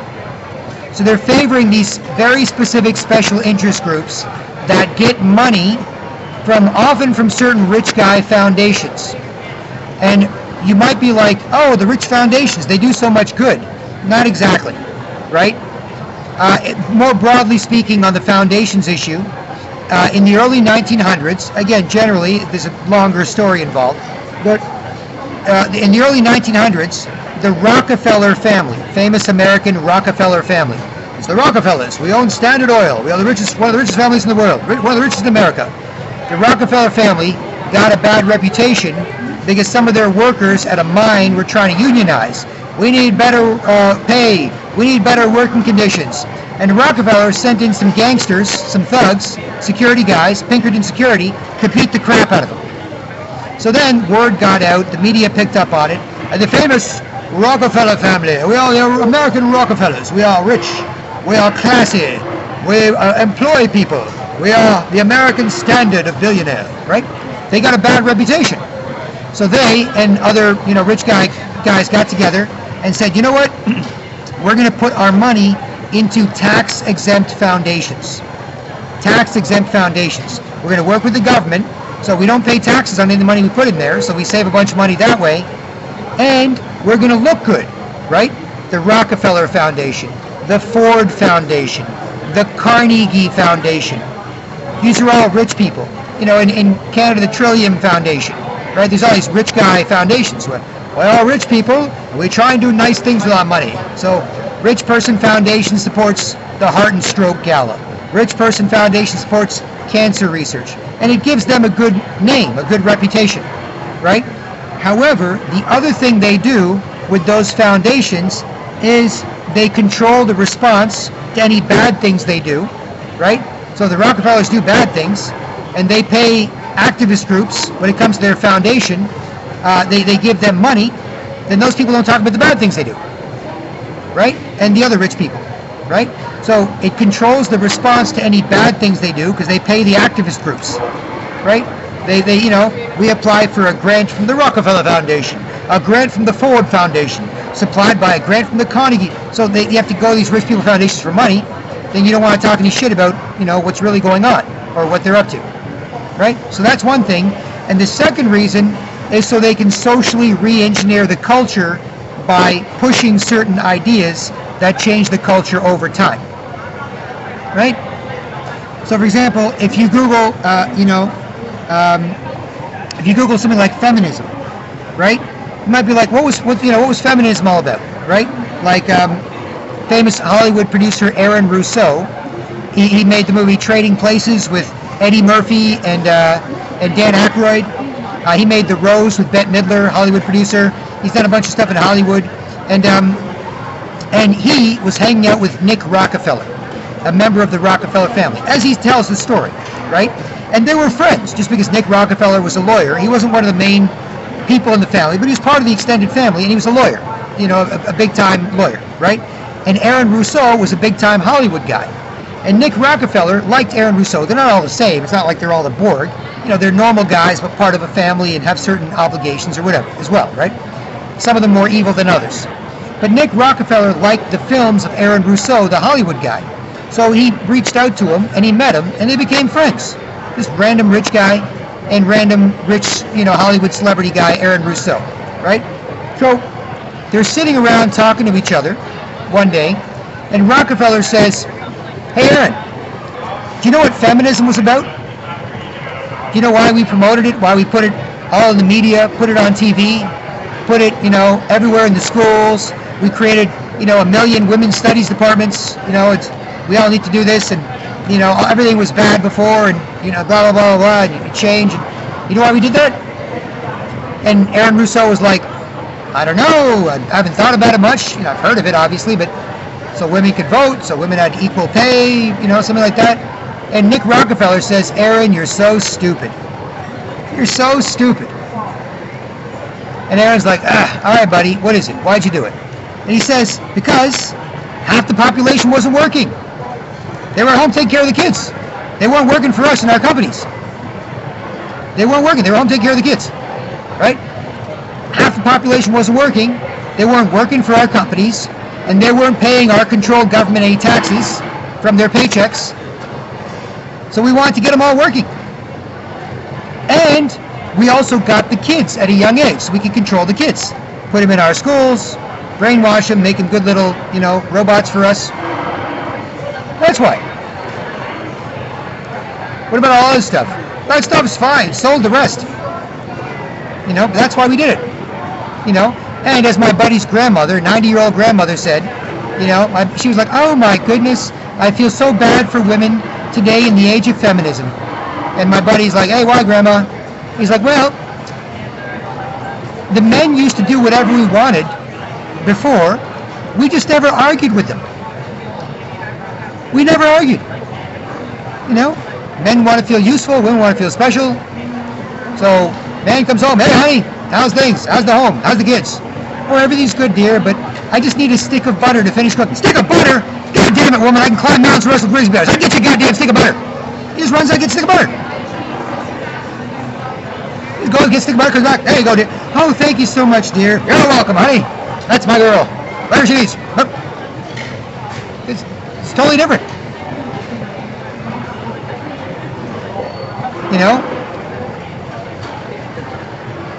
Wasn't you have to do this, you have to do that, or yeah, you always suck it. Because when women keep saying, men suck, men suck, men suck. And then men will turn around and finally go, "Oh, fine, women suck. God damn it, only so much shit I can take." Then women go, "What? No, wait, look, my hair, my dress, my makeup, I did this. I'm nice. What are you talking about, you asshole?" So that's what happens. Right? There's some good things in there, don't get me wrong. You can't just sell pure bullshit. If you're going to feed someone dog shit, you put it in chocolate cake. Right? You're like, it's pretty good chocolate cake, I guess, but parts of it are, right? That's what that is. Right?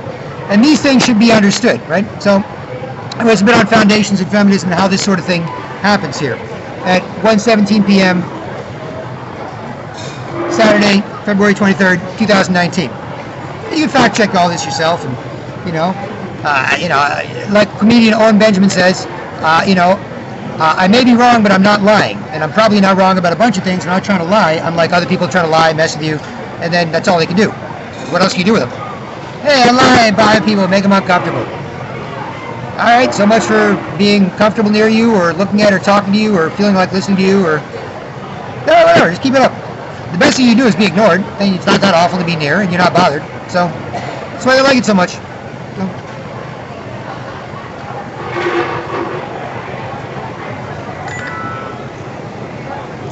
So back to this article. So why were LGBTQ plus groups, many of them funded to be miserable and to make a big stink, as opposed to like, no, we're cool, we want to make sure people are cool. No, need to change this. Why? Hey, McDonald's, what? Yeah, you, McDonald's, what? Trans people aren't comfortable there. What are you talking about? You need to put posters up everywhere saying they should be comfortable. There's none here. You better do it, or we'll freak out. Ah, fine, whatever. Who cares? First of all, there's none here. Second of all, if anybody comes in, they're good at being a man or woman, then we're not good at being a man or woman back. We'll give them a sandwich, and they'll enjoy it. No, they're not. You have to do more, because we're miserable. That's what... First of all, why are you miserable? Are you doing something wrong? You know, see? But they're paid to do that. Professional lying bitches make more bitches, make more bitches, make more bitches, often in the media or in activist groups. They're paid well to do that. If they stop, if they go, no, we're cool. No, Canadians are polite. No, world famous, nice, polite Canadians. Right? Nice, polite, ladies and gentlemen. 98% of people straight, great at it. Other 2% LGBT, whatever, also great at it. We're good. We don't need no money. We don't need no funding. I don't need to make $250,000 a year for running the Toronto trans people are always in danger because everyone's an asshole organization. I don't need my $250,000 a year to manage that. And the other activist groups out there sending emails and working on posters or whatever. No, I don't need my $60,000 a year to do that. I don't need it. I'm good. We're good. No, they're all nice and polite. It's fine. If somebody's an asshole, they're an asshole. Straight or whatever. It doesn't matter. Otherwise, they're good. They're nice. They're not going to do that. And they keep pushing more and more and more and more and more and more and more and more and more and more and more. And the people they're pushing for are invisible. It's not even like a regular minority group. Where you'd be like, we're Black Lives Matter. And we feel Black Lives Matter and cops suck. And you're like, hey man, you want to respect each other and have a conversation? Because I'm like, all lives matter and we need the cops and we need to respect each other. Well shit man, we got some problems. I say, I know dog, let's talk about it. And you can connect with each other and you've sorted it out. And it happens, especially in the US where it's more freedom of speech and this sort of thing going on, right? But here, that's why they use invisible people. No trans person in the mall feels safe. You need to put trans posters everywhere and trans bathrooms and special trans chairs and special trans coffee cups because they're screwed up. They're so screwed up. They need everything specially done for them. It's like there's not even any here. Yeah, shut up. Don't you be phobic. Fine, whatever. Just do whatever. Meanwhile, if there's a guy or a girl here who's actually, the trans and they're trying to be any good at it, they'll be like, look, don't make a big thing about me. I hate when everyone's looking at me like I'm weird or I'm this. I hate when everyone's worried about me. I hate everyone being paranoid around me. I don't need everyone quiet, uncomfortable, carefully trying to not screw up when they talk to me. I don't need that shit. Okay? Woman decide to be a man, I want to be good at it, she'll fuck out. Man decide to be a woman, I want to be good at it, she'll fuck out. I don't need all that shit. But if they're not here, then you can just do it. And they talk about so many trans women are killed. So many, who, where, when, what, how? Can you say a number after that? Can you say, last year, 175 trans women were killed? No, they don't say anything. They're in danger from who, where, how? The only time they're typically in danger is if they fuck around. If they lie, if they mess with people. Just like anybody else. Right?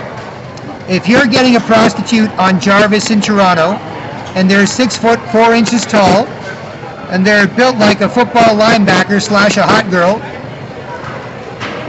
they should be open with you, and you should be open with them. And like we used to joke around back in the day with my buddies, when we see them out there, hey man, you're going to get one of those hookers, you check the underwear label. If it says may contain nuts on the ingredients label, you make the choice for you. You just be aware of what's going on. But otherwise, if someone's like, I gotta pay my rent, I can't find a John, I'm a tranny hooker, that's it, I'm gonna trick this guy, he's kinda drunk and he's horny, yeah. And then the guy's like, yeah, here's $100, baby. Then he feels a penis and goes, what? Beats the crap out of him. That's different. But normally, no. But that could happen to anybody. Right? That could happen to anybody. I could be like, hey man, this is an Apple phone. Here, give me $800. And it's like, it's not an Apple phone. It beat the crap out of me. It's the same thing. Right? So,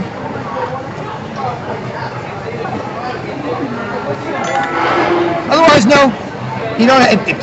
If it did happen, it'd be all over the papers and TV. Have you ever seen it?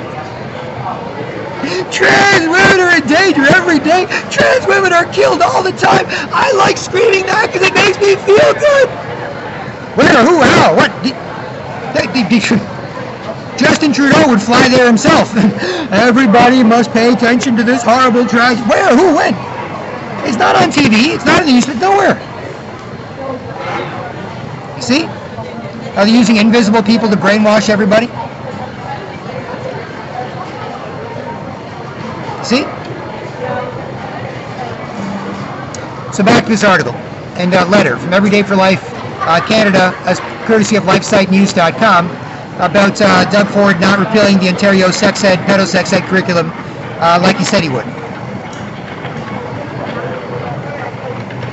Why were LGBTQ plus groups and teachers unions notified first, but parents notified a week later? Right? When it's your kid, you know, you're supposed to have no responsibilities as an adult. Not your kids, the government's kids. The state owns your kids. Whatever. Right? The media began reporting about the first days of the consultation that most submissions were in support of the curriculum. So the media is lying and saying most people support this. Most people support the pedo-sex ed curriculum. Right? When thousands of parents get together and demonstrate, they typically not covered much. Right? Because they've got an agenda. And this is the most important agenda, because you can see what it does to people. There's nothing more important than screwing up people sexually, making sure they're not comfortable in their own skin and nobody can be comfortable near them. Because then everything else is gravy. Everything else is nothing. Right? It's nothing. You can't even tell Canadians to be polite. That's how bad it is. Like, you, Canadians polite? Are you nuts? Look, boy, you want to go waste your time? Go teach a dog to fly an airplane. Right? You won't feel as bad. Way easier to teach a dog to fly an airplane than it is to get Canadians to be polite. That's the complete opposite of what this place was like just a few years ago. Complete opposite. You see?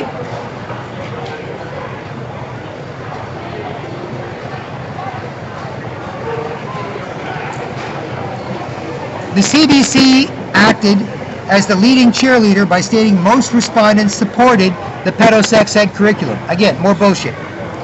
They probably hope to sway public opinion against those opposing the 2015 curriculum. Those rejecting it must be wrong because the new curriculum is, quote, updated and progressive. That this isn't true is of no concern to the CBC. Right? So that's the thing, right? Updated and progressive, blah, blah, blah, blah, blah. The thing is, when Canadians are polite, or people wherever are nice, not all, you know, socially constipated, trouble talking, political correctness, gender neutralized, trouble acting like men and women, what do? I don't know what to do by myself, let alone near any other people. Well, I'm all a mess, right? When they're polite, then it's easy to talk as conservatives, liberals, libertarians, whoever, right? When they act like zombies and just make sure nobody can talk, then they can't. It's like Antifa, right? Like, have you ever heard of Antifa? The Antifa groups, Antifa, dressed in black, black bloc protesters, those people wearing masks, just genderless, corporate clones, commie zombies dressed all in black. That's what they do. They just run around bothering people, you know? They run around bothering people, smashing things, breaking things, making everyone quiet and uncomfortable. That's what Antifa does. It's dressed in black, genderless, meth head, commie zombie clones, just walk around, bother people, right? You can't be like, hey, excuse me, Mr. Antifa. You seem like you're really serious about your hardcore, liberal, left-wing, communist, socialist ideas.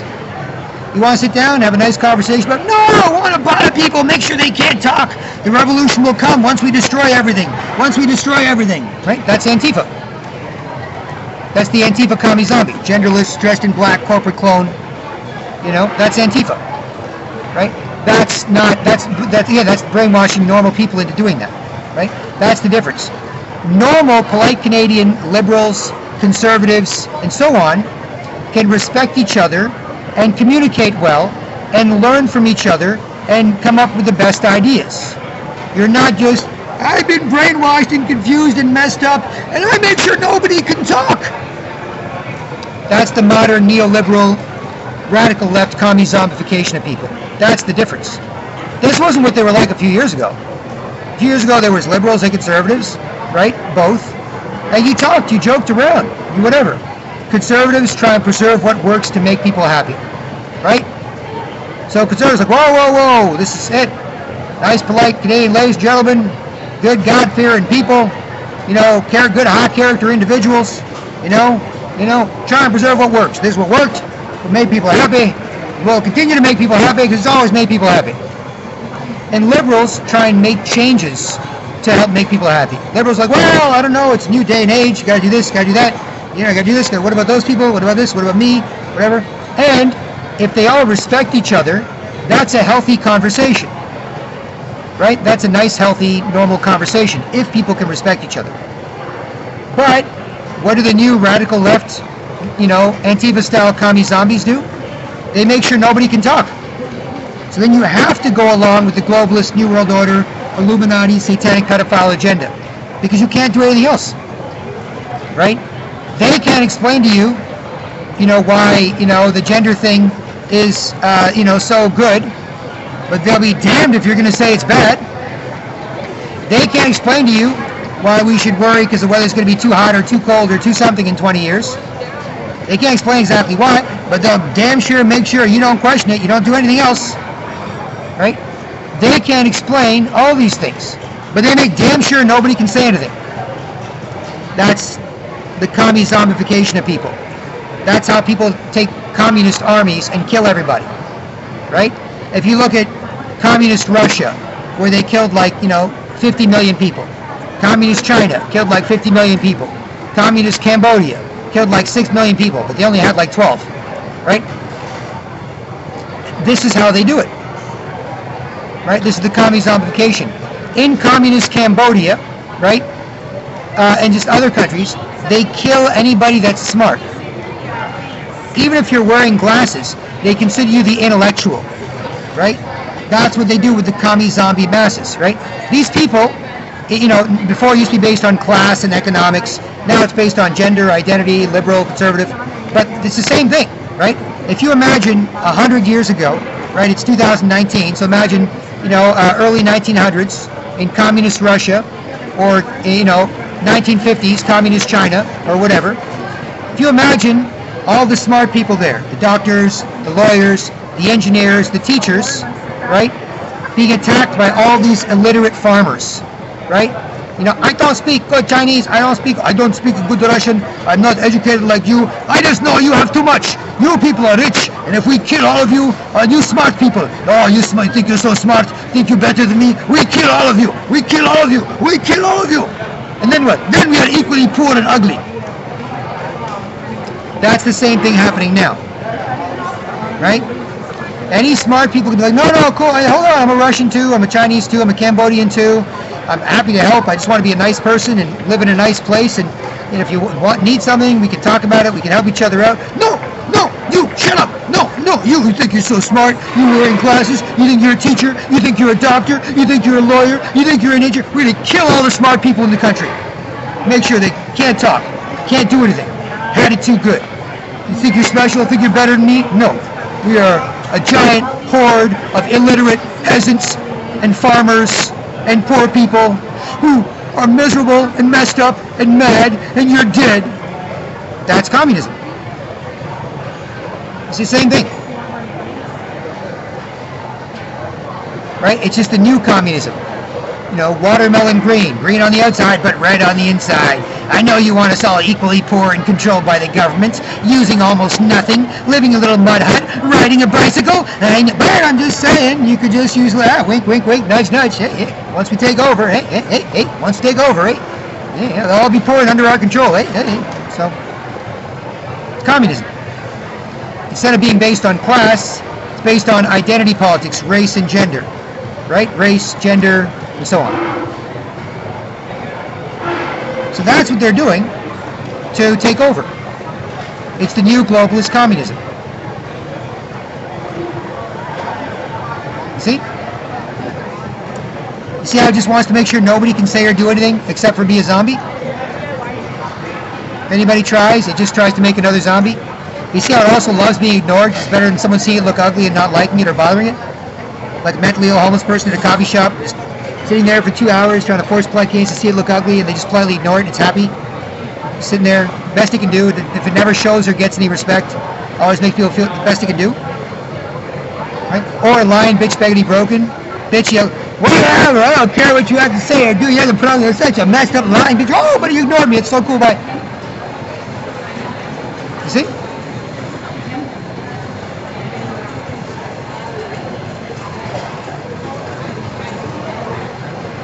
So, all right. So back to will parents support people saving their kids? As I wrap up this article, 1:34 p.m. Saturday, February 23rd, 2019.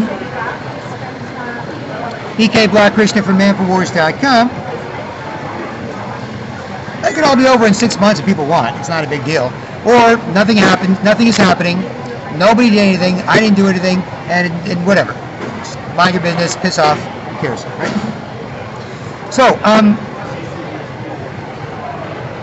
So even though the CBC and other media are going, parents love it. Parents love teaching, and parents love the fact that the school is teaching their little kids more and more about more and more kinds of sex, younger and younger. That's what the liberal media says. They love it. All parents, don't you be rude, don't you be mean, don't you be a jerk. Okay, shut up. No, make us quiet and uncomfortable. She can't talk. Like, no, that's not true. But that's what they do. Those are the people they make. Now most people aren't like that. But if they make everybody like that, what can you do, right? Zombie starts biting people. They turn to a zombie. They start biting people. They make another zombie. They start biting. Then you're all zombies. You can't just sit there like, well, I'm just eating lunch. Oh, look, that zombie bit that person. And now they're a zombie. Oh, that zombie bit that other person. Now they're a zombie. Now those three zombies are just zombieing near each other, but they can't do anything except for zombie. Now those three zombies are biting those people. Oh, they're turning into zombies. Now there's 6, 7, 8 zombies. Now those 8 zombies are attacking those people. Now there's 20 zombies. Those 20 zombies, eventually in this place with like 500 people or whatever, you're going to be a zombie, right? You can't just be like, whatever. You're eventually going to be a zombie. You don't have a choice. See? So even if there are, listen, man, I'm Canadian. I'm making good money. I got a nice house. I got a nice car. Doing everything right. Yeah, I should be happy. I should be cool. Looking forward to summer. Eventually you'll be a zombie. Because you can't escape it if that's what all people want to do, right? Zombies work harder on making zombies than polite Canadians work harder on making polite Canadians. Zombies do it all the time. Polite Canadians don't work that hard. Polite Canadians just happen to mind your business. Don't really think about it too much. And then when you're near people, you're nice to them and they're nice to you. That's all. But zombies work super hard on making more zombies. They worked up body people all the time. Worked up body people all the time. Worked up body people all the time. Worked up body people. So you'll eventually become a zombie. Right? You'll become a zombie. Kids become a zombie. You just don't have a choice. Right? So now, if polite Canadians worked harder on it, zombies would flee. They'd run. Or they'd stop. But if they don't, then they'll just take over. Right? Like, stop being a zombie. Zombie. Smashing against fence. Stop. No, stop. Zombie. You don't do anything else. Zombie. Force you put up with it. I love bothering people who act like humans. They're nice. They mind their business. They're nice to people. They look good. They walk good. They talk good. They feel good. They're worth paying attention to. They're worth getting attention from. I love attacking them so much and making another zombie. I love it. That's what they do. That's why it's not safe to act like a human anymore. You gotta be like, hey, how you doing? No, I'm just messed up. Mess. Oh, mess. I'm a mess. I swear to God, I'm a mess. Please, I'm a mess. Please, don't bother me too much, zombies. Please, I'm a zombie too. Please. Hey, how's it going? No, messed up. Mess. Not worth anything. Not worth attacking by zombies. No, mess. No, sheepish, sideways. No, drooling on myself. No, please. No, everything sucks. No, life sucks. Yeah, it is. Life sucks. No, just a mess. Somebody pay attention, please. I'm just such a mess. It's hard to. Come on, please. Oh, please, don't bother me. So you have to hide as a zombie. It's like in the Walking Dead TV show. If you cover yourself in zombie body parts and torn clothes and blood, you just kind of near other zombies. Zombies look at you, huh? Wait a minute. Are you? No.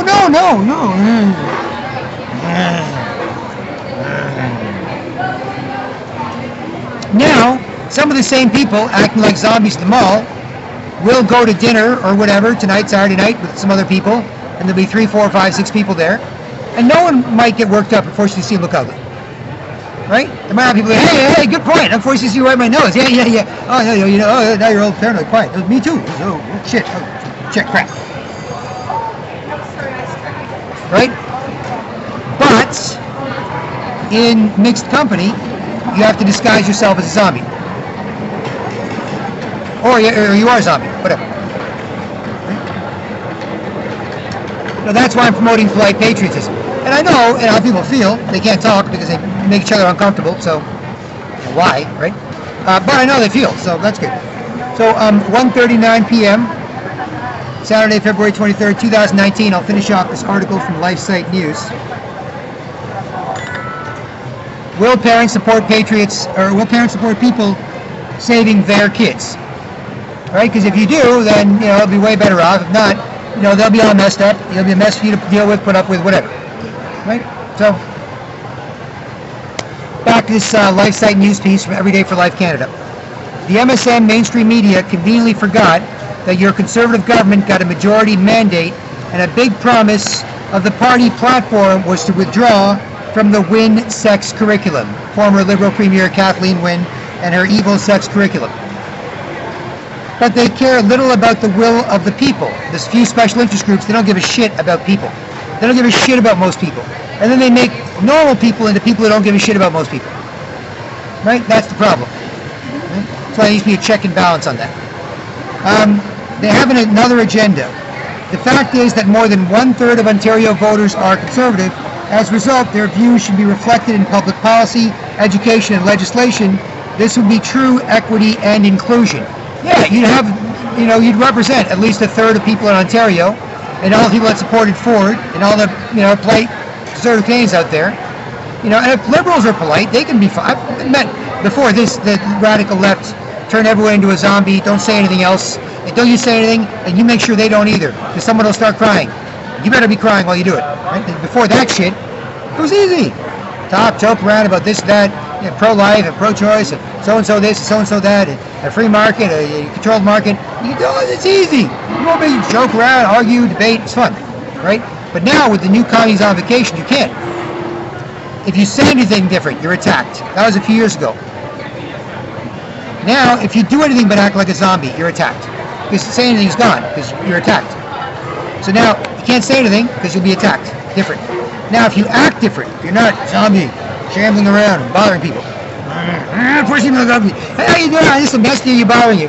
Hey, I'm just a mess near you, bothering you. Hey, I'm just a mess near you, bothering you. Hey, I'm just a mess near you, bothering you. Oh, you enjoying your dinner? I'm just a mess near you, bothering you. Oh, you're over there? I'm just a mess near you, bothering you. I'm just a mess near you. I'm just a mess near you. If you're not doing that, you're attacked. Right? So, that's the danger of this. That's why it's important to preserve what nice, polite Canadians can act like. Anybody over 30 should remember, especially, be over 25 and 30. If you're 13, 14, 15, you understand. That's all you can do. It's like, I wander around, force people to put up with me, see me look ugly and run away. What are you supposed to do? I'm a Canadian teenager. What are you supposed to do? You're supposed to force people to see you look ugly, and then feel sorry for yourself, and then make them put up with you. Then you don't like each other, and you go bother strangers instead. What are you supposed to do if you're a kid, teenager? Right? It might be all you know. But people older than that, they should know better. Right?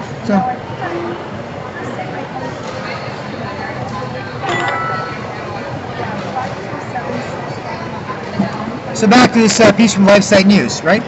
Another problem arose with the town hall sessions. Right, these are the sessions when it comes to getting feedback on the sex ed curriculum when deciding what to do with it. Another problem arose with the town hall sessions. I tried to participate by calling the telephone number I was given.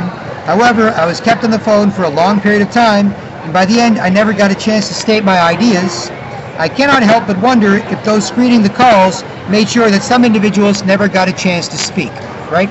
And this is the thing about, conservatives are less likely to lie. I'm not saying they don't, and certainly at the top, and some of the evil ones, sellout ones, absolutely. George Bush, WMDs, all this crap, absolutely, right? But generally, they try and preserve what works as opposed to try and make changes. On the liberal side, you're more likely to lie in the service of a bigger agenda, right? And that's what leads to this commie zombification thing, right? It's like, what are you doing? Oh, I'm forcing you to see me look ugly so you can't talk. Why? I know what to do on behalf of my globalist, Illuminati, New World Order, pedophile, Satanist bosses. I'm supposed to make sure nobody can do anything. I know, wink, wink, nudge, nudge. I know what I'm supposed to do on behalf of my communist overlords, my evil communist leaders. I know, wink, wink, nudge, nudge. Yeah, you know. Hey, yeah, that person there. Yeah, they just did something bad to me. Yeah, go get them. Yeah, go get them. Yeah, they just said a racist thing. Yeah, go get them. Yeah, you should arrest them for hate crime. I know what I'm supposed to do. Whether they did something wrong or not, I'm supposed to push that shit. Yeah, I know what I'm supposed to do. Ha ha ha. Right? That's the commie zombies. They know what they're supposed to do. They're supposed to make sure everyone's a zombie, a commie zombie. Right? Before the physical acting rude and sketchy replaced talking with your mouth, they made sure people couldn't talk with their mouth. Right? You couldn't say anything different, too scary, controversial, too weird, too whatever. You couldn't challenge things. You say, oh, don't say that, no, whatever. Oh, my goodness, oh, you're so stupid. Oh, or be glassy-eyed, or look at your feet, right? It used to be sort of more implicit than explicit to make sure everyone's quiet, you know, commie zombie. It used to be more, you know, hey, I'm not so sure about the 9/11 attacks. Don't say that, everybody shut up. Oh, fine, never mind. Hey, I'm not so sure. Did we land on the moon? We never went back. Why wouldn't we go back? It's been 50 years. Don't say, oh, fine, never mind. Hey, you know, I'm not so sure about Trudeau and the election and foreign corruption interference. Shh, don't say anything. Oh, fine, never mind. Right? It used to be less worked up, forced you to see me look ugly. It was just more verbal, right? More, you know, you're at a party and years ago talking to somebody, hey, what's up? Oh, this and that. Oh, you didn't have WMDs in Iraq. Hey, don't let him say that. Fuck off. I'm not even talking to him. I'm talking to this guy. We're cool with each other. We'll talk about whatever we want for as long or as little as we want. We're not going to get our manties in a bunch, you bitch. Right? But then again, never mind. Forget it. So that's what happened. Right?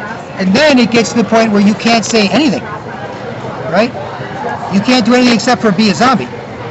That's the danger. Or don't say that. Don't say that. You know, hey man, it's nice to have you here with our wives and kids. How's work? Don't talk about work. Don't be serious. Don't be whatever. Don't be serious. We have to respect each other, honey. And then once we respect each other, we're cool. You know we're cool. Respect will wash over the room. We'll take care of you little munchkins. No, don't shut up. Don't say anything. Especially with guys acting like rude, ugly girls. That's gone, right? You instantly lose respect every time you're near someone. You know, and then so it's obviously it's crap, right? You can't do anything, right? But that's the evolution of the commie zombification, right? It used to just be, oh, don't say that, or whatever, especially girls with guys too, right? That's why it's good to separate them, right? And even girls get together and get all catty and shit and call each other crazy and stupid. That crazy bitch, that's it, and then you get together. All right, 1, 2, 3, we're perfect. Ready? Let's tell the guys. Right, perfect. Go back. We're perfect. That's it. They shit on each other and you hang out. So, you know, it's good to separate so you can mix it up the way you want to, and comfortably in your own circles, whatever, right? So, same thing, right? But that's what happened. Now they make sure you can't talk. You see? It's not even like don't say anything controversial, don't say anything different, interesting, don't say anything conspiracy. Oh my God, 2 or more people planning on doing something immoral or illegal, like Trudeau and SNC-Lavalin. No, don't find out. Like cops showing up because a bank was robbed. It might have been 2 or more people. They might have thought about doing something illegal or immoral in secret. No, don't say that, you conspiracy theorist. Fine, never mind. Police officer is supposed to figure out if 2 people planned on doing this in secret, 2 or more people doing something bad, wrong. No, don't. Conspiracy theory. Don't say, oh, fine, never mind. Hey, officer, can you find out who robbed my bank? Nope, can't. Why? Conspiracy theory. I think 2 or more people conspired to rob your bank. They worked together in secret. They planned it out. And then they executed this bank robbery. But I can't figure out who robbed your bank because it's conspiracy theory. I can't say it. Right? What are the mainstream media? Globe and Mail, CBC News. You know, Trudeau and Gerald Butts and some members of the Canadian government might have pressured the Attorney General of Canada to go easy on a big corporation like SNC-Lavalin. Don't say it! CBC, conspiracy theorist. Globe and Mail, conspiracy theorist. La, conspiracy theorist. Don't do it. CBC's conspiracy theorist. What do you mean? Well, they think that these people work together in secret to do something wrong. Illegal or immoral. La, don't say anything. La. Fine, you can never find out if anybody wants to do anything bad. Okay, fine. Okay, fine. Right? So that the anti-free speech commie zombification of world-famous nice and polite Canadians has been getting progressively worse and worse, and now it's to the point where you can't say anything. As soon as somebody uses English words, you can still talk. Force me to go, be quiet. Come. Done. And it makes everyone equally quiet and ugly and stupid and poor. Isn't that a great way to control people? Exactly. So that's what. Believe me, you try and use English, not zombie. You're not. Hey, push him to the ugly. Quiet, uncomfortable. Oh, you know how it is. I always do that to people, and I feel bad. It should count for something, right? Yeah, okay, good. Pick my finger, pick my nose, stick it in your beer. Yeah. No, I always do stupid things to people, and I want to feel sorry for me. Come on, you should be cool with that, right? It's okay, right?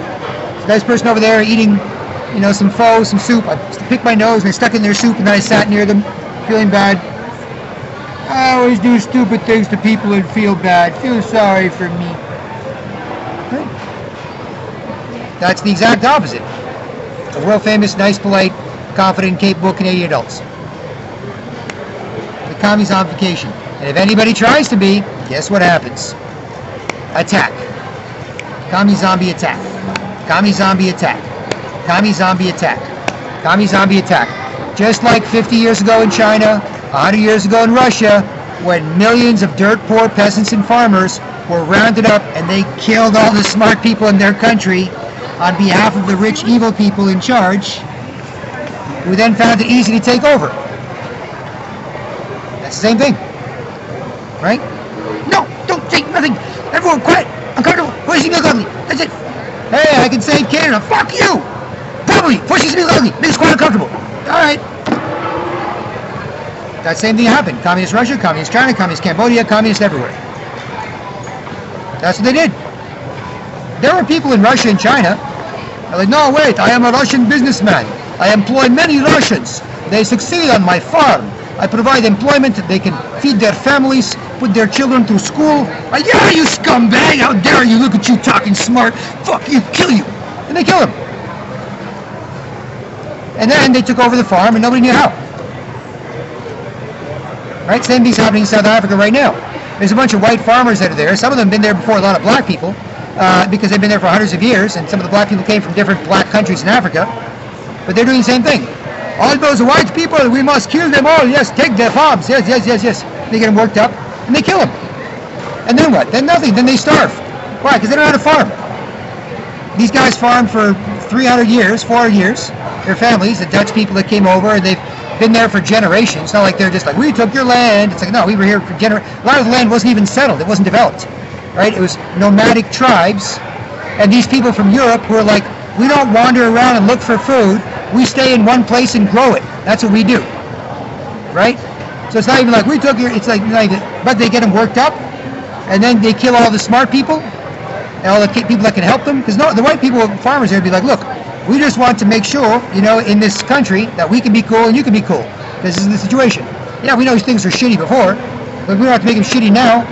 And what do the masses all worked up, driven crazy by the communist liberal media do? No, forget it. Those people who want to be nice to you and who want you to be nice to them, they are really scum. Go kill them. Yes, we will kill them. It's the same thing as this. You see? You see the worst cases? They should scare the mild ones, right? If the worst cases don't scare the mild ones, then, whatever. Or maybe it's too late. Maybe everything's too late. Then it's never too late. Who cares? Worth a shot, right? Everybody's like, what happened? Well, 2010, 11, 12, 13, 14, 19, 20, 21, but it all went to shit. Nobody can say shit. Anybody try to say shit, someone just attacks them, makes them feel like shit. Shut up. You're supposed to feel like shit. Make people feel like shit. Shut up. Hey! Hey! Hey! Hey! I'm a little older. Right? I feel bad for young people. Even if you're killed by communists tomorrow, at least you had a good time. The young people here is like, hey, I'd be a cool guy, nice girls. No. You, young man, every time you're near a girl, you force her to see you look ugly, and she forces you to see her look ugly, and you're quiet and uncomfortable. What? That's crazy. you know, because I feel bad. I feel bad for him, right? I'm working somewhere, you know, and I got my buddy with me. He's a young guy, early 20s, and you know, I'm kind of like an older brotherish figure to him sometimes, right? In that sense, right? And we're hanging out for a bit, and we're in an elevator, and he's like a 6 foot tall blonde guy, 6 foot tall, decent looking, good looking, not great looking, but good looking blonde guy, good looking, trying to work out in that young, good looking guy way, right? Trying to work out, date, whatever. And I've given him some positive advice, and it's helped him. He's actually told me, in some cases, it's helped him, right? In terms of how people want to act. Not how people force you to put up with them, or you know, force them to put up with you, but how people actually want to act so you can get along and feel happy and stuff. And that's my interest, right? So this young man and I are in an elevator at work, right? And he's a young, you know, good-looking guy, an older, you know, decent-looking guy, whatever. And this girl comes on, and she's a cute young girl, right? She's a cute young girl, like he's a cute young guy. Cute young brunette girl, right? I remember this, right?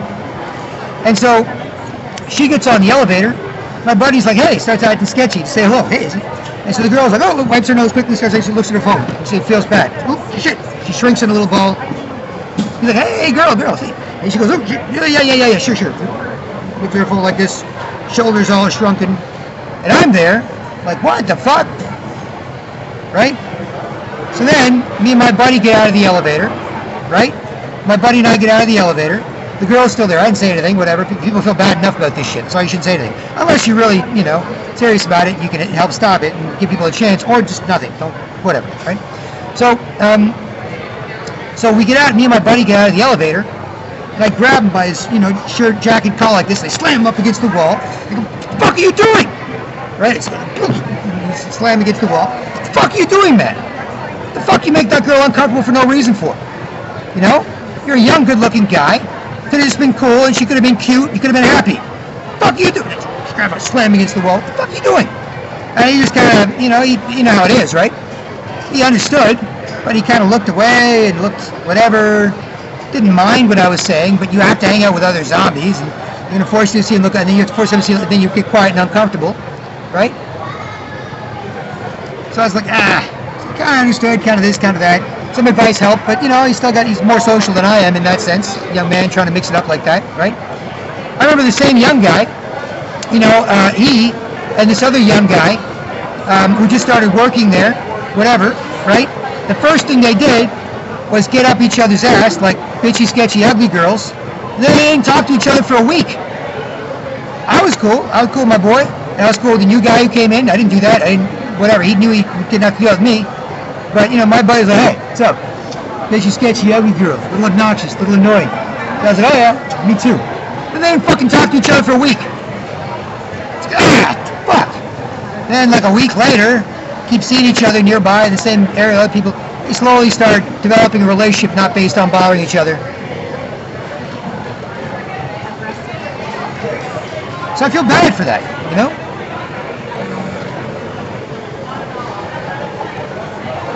Alright, anyway, back to this article. Here at 1:57 p.m., Saturday, February 23rd, 2019, downtown Toronto, Canada, BK Black Krishna for manforwars.com.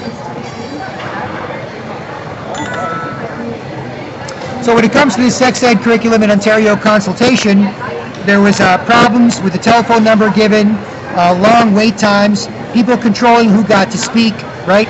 All because they are liars in service of a bigger agenda. Just like the Jussie Smollett hoax in the U.S., where that gay black guy from the TV show Empire pretended to be attacked by MAGA Trump supporters, and he's like, oh, they beat me up. They were all dressed in black with a red hat, and they put a noose around my neck, and they put bleach on me. They said, this is MAGA country. Yeah. You know, and whatever. Then the cops were like, it smells like bullshit. 2 o'clock in the morning, this happening, why'd they do that? Whatever. And they found it was bullshit. He staged it himself. He paid 2 Nigerian brothers, big muscly black guys, to pretend to be 2 white guys, and they have those guys on tape at a local costume store buying the black uniforms and the red baseball hat, right? And they have the check that they gave him for $3,500 to pretend to beat him up and whatever, right? Now, some people will be like, my God, that's horrible. How could you do that? You could have sent some innocent people to jail. You're preying upon racial divisions to stir people up. But other people will be like, it's okay to lie when you're bothering people. It's okay to lie when you're messing with people who are supposed to be messed with, like people who can think and talk and fight and be nice and good looking and happy and make other people happy and cool. And it's good. It's okay. We're in the service of a bigger agenda here, right? Some people will be fine with it. So there's like some black people might be like, yeah, that white guy, you know, he called me a racist name. The white guy's like, I didn't do anything. I was sitting here reading the newspaper. It's like, yeah, but you know, in the service of the great, you know, cause, if we throw you in jail for a few years because you did a hate crime, what's the big deal? Right? That's what this is. This sort of commie zombie liberal idea, right? No principles, just tactics. Tactics. How do we serve the bigger globalist communist agenda? It's part of the neoliberal agenda. Not classic conservatives, liberals, nice to each other, talk to each other, agree, disagree, joke around, learn from each other, learn to respect each other through the process of communication. You might be like, I'm a hardcore liberal, Charles Darwin liberal. I'm a hardcore national post-conservative. Okay, so you don't have to hate each other. Can you be nice, polite Canadians who can talk to each other? Cool. Like, well, I understand why they're more liberal and got a big heart and they're really generally trying to help people. I understand why they're more conservative. They got a big heart. They're really trying to help people with those ideas. Well, it's fine. It's all good. Agree, disagree, vote on things. But this is the commie zombification in service of a larger agenda, right? Where you can do anything anywhere, right? You know, it can be like, you can do anything you want to anyone as long as you can find an excuse or a reason for it, right? It's like if somebody goes, you know, hey, to me, about me, right? They're like, that guy beat up a tranny. He beat up a tranny. I saw it last night. He beat him up. He killed him, and he threw him in Lake Ontario. And if it's a total lie, if it's in the bigger service of making people sympathetic to that agenda, then it's obviously worth it, right? Or that white guy beat up a black guy, throw him in jail for 20 years. He's not guilty at all, but it's in service of the bigger agenda, the bigger communist agenda, the bigger whatever, so it's okay. Then they lie to other people, they lie to each other, and they're constantly paranoid, bitching and snitching. That's the new communism. If you do that to other people, do that to each other, right? Maybe you'll do worse things to other people. Maybe you're like, yeah, we force each other to see each other look ugly and make us uncomfortable, but when we attack strangers, we really force them to see you look ugly. It's way worse. Once me and my buddy, once me and my bro, once we force each other to see each other look bitchy and sketchy and ugly and make each other uncomfortable, then we can't hang out and talk to each other comfortably, then we really attack anyone we think, just like Antifa, right? The Antifa, black bloc, radical left, you know, hardcore commie zombies, right, around the world, wherever, you think they're having intelligent discussions? They don't have intelligent discussions. They don't vlog. They don't write articles often. They don't try and convince other people of the merit of their ideas. They sit around, you know, genderless, corporate clothes, dressed in black, smoking meth. You know? Yeah, everything sucks. Yeah, man, it does suck. Yeah, once we destroy everything, then we'll feel better. Yeah. It's all right. All right, guys, so what do you want to do? See that 200-year-old statue? Yeah. Let's go attack that statue. That statue's making everyone racist. That statue's screwing everyone up. That statue is a symbol of oppression. Let's go attack that 200-year-old statue. You know who wants mindless Antifa commie zombies attacking 200-year-old statues and making them a big deal when nobody ever noticed them or gave a shit about them for the last 50, 100 years? 50, 60-year-old people in charge. They want that. 50, 60, 70, 80-year-old evil super rich people in charge. They want that. You know? You could be like, hey, Antifa, you know the Trans-Pacific Partnership is a really bad trade deal. It guarantees control and ownership of Canadian resources to foreign companies for the next 50 years, and if we could just agitate against that and get the word out to, no, shut up, don't, nothing. All right, Antifa, what do you want to do? 200-year-old statue. Yeah, jump on it, stomp on it. Yeah, jump on it, yeah. That's what they're making normal people into. You see the problem with the radical left agenda? corrupting modern liberalism, turning modern liberals into Antifa-style commie zombies with the way they think and how they act. Genderless, dressed in black or whatever, meth head corporate clones. Not comfortable near each other, just quiet, waiting for orders to attack. It's the same thing, or similar, or related.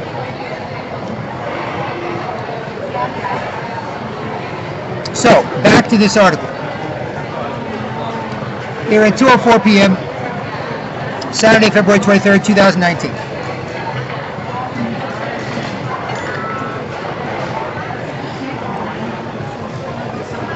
And again, will parents support people saving their children? Right?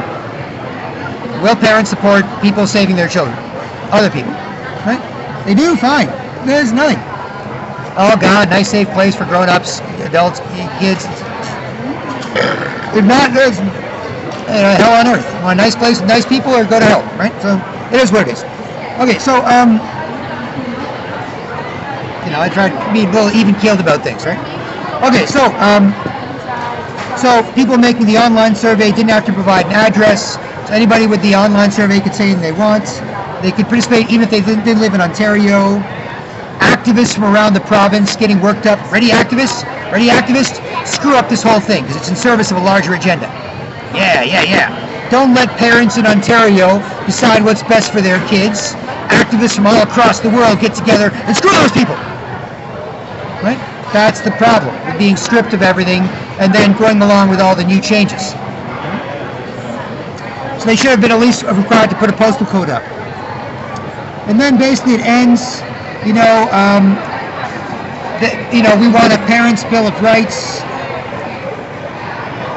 You should listen to people, blah, blah, blah, blah, blah. And here is the information for Premier Doug Ford on this issue of, teaching little kids more and more about more and more kinds of sex, which nobody really wants. There you go.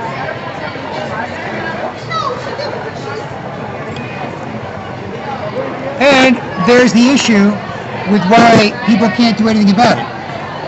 Because if anybody tries, that's what happens to them.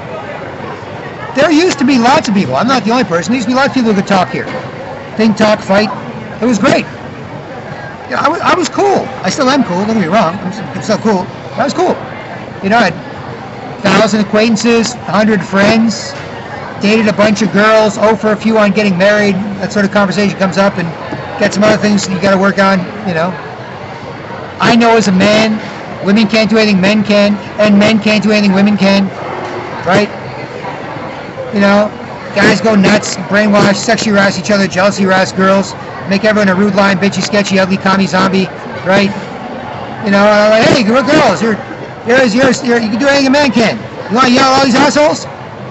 Girls look at you like, hey, I'm just joking, honey, I'm just joking, no, I'm just joking. Like, calm down, honey, I'm just joking. I'm sorry, I shouldn't joke like that, but sometimes, sometimes you tease them a little more than you should. It's whatever. Just joke. Joke. Calm down. It's all good. So, yeah, it's all good, right? So, but again, they'd respect each other if they could, and women and kids would, or they can't. They won't. So there you go. So anyway, that was the article, and this vlog, will parents support people saving their kids? Was what's going on. Otherwise, 2:08 p.m., Saturday, February 23rd, 2019. BK Black Krishna from manforwars.com here in downtown Toronto.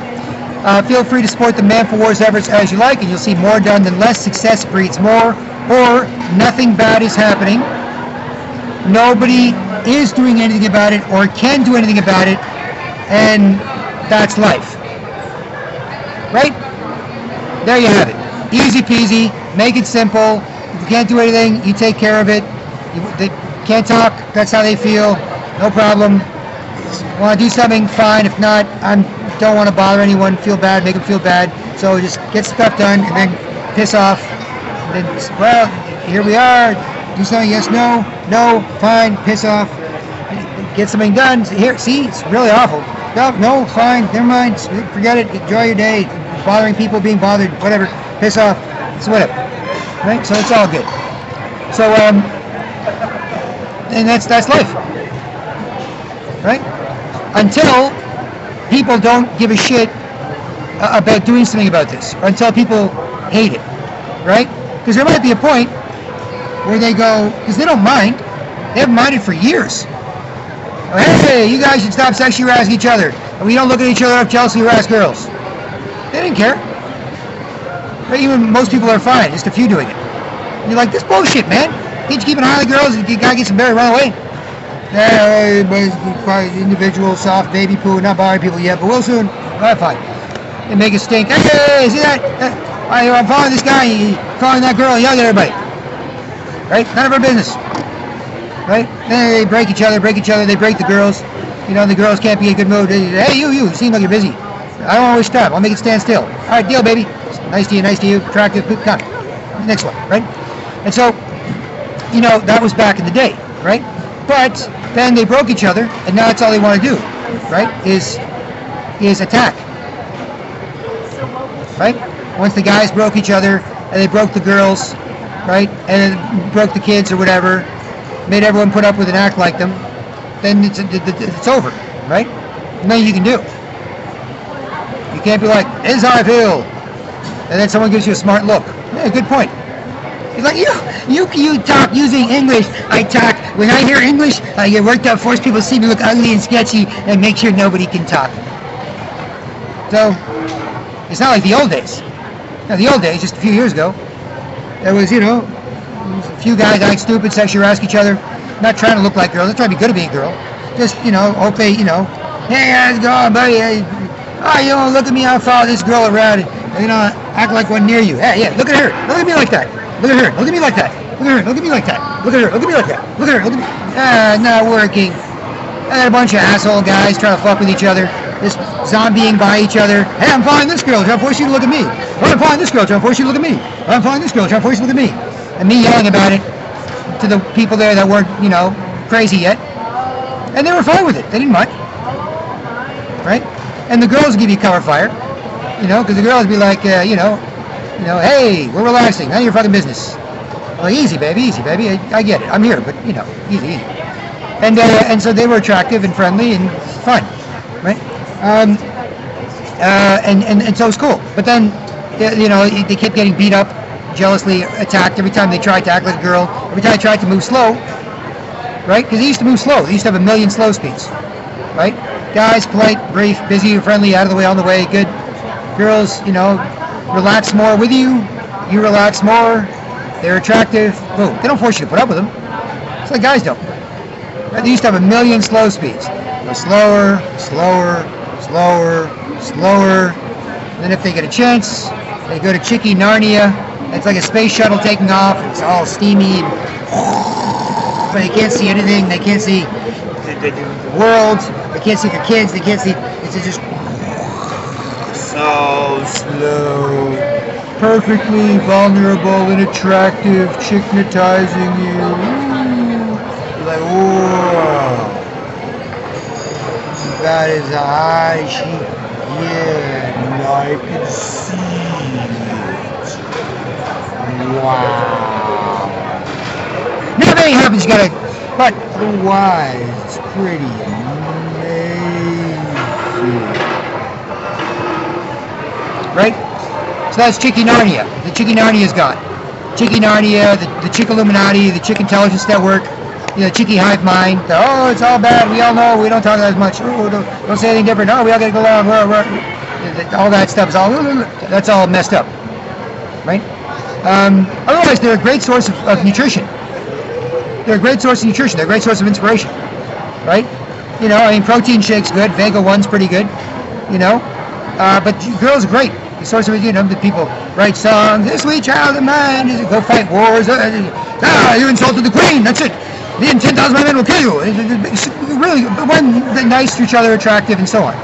Right? Well, they force you to put up with this bitch. Put up with me. Fuck you. I don't care what you're doing. Fuck you. Put up with me. That's that. Gross, right? So that's what happened with the guys sexually harassing each other, jealousy harassing girls, breaking everybody, and then the girls blow back's a bitch, come back, rip your balls off. Right? Guys more threatening, obviously bigger, stronger guys, but they're not as like a big dog. They'll bark loud, but not as often. right? They'll still screw you up.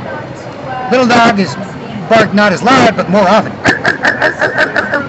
So now, with them screwed up, that the girls, you know, finish ripping the guy's balls off. And that's why I feel bad for people. It may not even be your fault, right?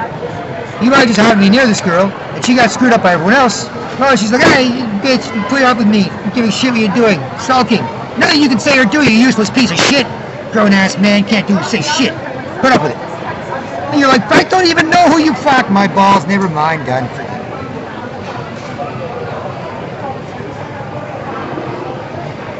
Right? So that's what happens. That's what happened. So as long as people are still interested in doing something about this, and maybe it just has to get really, really, really, really, really bad, then I'm happy to help, or just ignore, forget about my business, right? Now the big problem with this, in part, is this leads to the permanent scientific dictatorship that the New World Order wants, right? They're always worried. Kings, queens, going back thousands of years, always worried about people rebelling, you know, because it happens. It's happened, right? They either kill the king, or, you know, kings make, no, don't kill him, put us in exile. It should be in style to be in exile. Like, fine, the people of France to go with France. Well, we don't want to kill our king. They've been our king for hundreds of years, that family. So go to England for a while. We're sick of you. And they, you know, or they might kill him, right? So they're always worried about that. Egyptian pharaohs, emperors, dynasties, kings, queens, they're always worried about that, right? That's why they've come up with the perfect scientific dictatorship. They're always worried about too many people. That's why they've come up with artificial intelligence and robots. And this is how they make sure that they can live forever, part man, part machine, and they can kill off all the people they don't need, right? So that's part of this agenda, is you can never rebel again, right? Basically turning people into sheep who can't stop from being slaughtered, and slowly brainwashing them one way or the other in what's called the boiling frog effect. If you want to boil a frog, some people eat frogs, you know, French eat frogs, whatever, New Orleans, French culture, they eat frogs or whatever. You put a frog in a pot of water, but if the pot of water is really hot, the frog will jump out right away. You're like, here's the frog, all right, put him in the water, right? If it's hot, the frog will freak out, jump out. But if you slowly turn up the temperature on the pot of water, and the frog just sits there. Ribbit, ribbit, ribbit, ribbit, ribbit, ribbit. It gets kind of sleepy and dazed from the heat, and it's not sure. It's kind of warm and comfortable, but then it's too warm and uncomfortable, and then it's dead. It's cooked. It's frog's legs, or frog's leg soup. Right? That's the same principle of what's gone on for the last several years, but especially the last 5, 10. When it comes to don't say anything, make sure no one can say anything, just be quiet and uncomfortable. Now, if you need somebody to say something to help you, no, not possible, and then done. Permanent scientific dictatorship. That's part of the boiling frog effect. Right? God, this person is a complete mess. Well, what can you say to them? They just mess with you. See, why? Right? The person is an absolute mess. Just anytime you're near him, you can be like, gross. This is just really horribly uncomfortable. But then what can you say to him? Right? So, they're stuck. That's the boiling frog effect. See? Keeps getting worse and worse and worse. And you just get used to it. Right?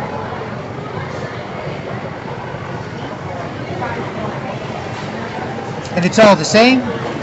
No men anymore, no women, no kids. It's all the same creature, worked up, bothering people who don't like it, so you don't like it, and then just bothering other people. Supposed to, I'm not going to work up, bother you, so you don't like me. We can look at, talk to each other, hang out, get along. Saturday, let's have fun. Nope. That's the permanent scientific dictatorship we're trying to avoid. Because once they do that, you just can't rebel anymore. That's my biggest concern about all this. Like, what are you doing, loser? I'm like, well, this is my concern. Be like, that's just the way things are. Shut up. This is what we have to do. Shut up. No, it's just going to keep getting worse. Because like years ago, it's going to get worse. Oh, so what? If my boyfriend or my husband likes to try and force guys to look at him by following girls around and tricking guys into looking at him, I'll even grab his hand, and I'll grab his hand while we follow other girls around and try and trick guys into looking at him. It doesn't matter. That's just the way things are. No, that's the way things got like this. And then whatever 5 years from now or 2 years from now, this is, you can look at this. You're like, whatever, it's the way things are. So, no, that's how things got like this. And then 5 years from now, if you're like, oh no, the government announces energy is really expensive, even though we have a crap load of it in Canada. Energy is stupidly expensive, even though we have a ton of it in Canada for the amount of people we have. We should all be rich, like in the Middle East, where they have a small amount of people, not that much land, but a lot of land for the amount of people, and a lot of oil, and they're all rich. Canada, no, energy is, and then you try, hey, energy is a little too expensive, we should, stop, shut up, fine. Hey, pedophile wrote the Ontario sex ed curriculum, and they're sexualizing our kids by giving them, shut up, fine.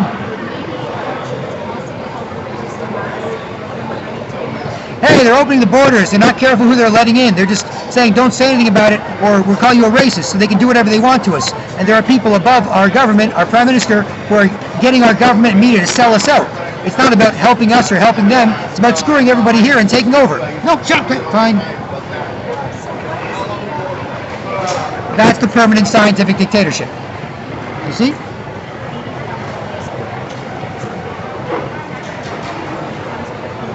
And it's not me I'm talking about. I'm just a polite, self-respecting Canadian. Politely show and get respect, or politely keep my own. Happy to help people have it as well. Or just piss off and mind my business. Get out of the way, stay out of the way. I want to make people uncomfortable if they're embarrassed by what they're doing and they just live that way and it's always feel bad, make people feel bad. What do you do? It's fine. Done.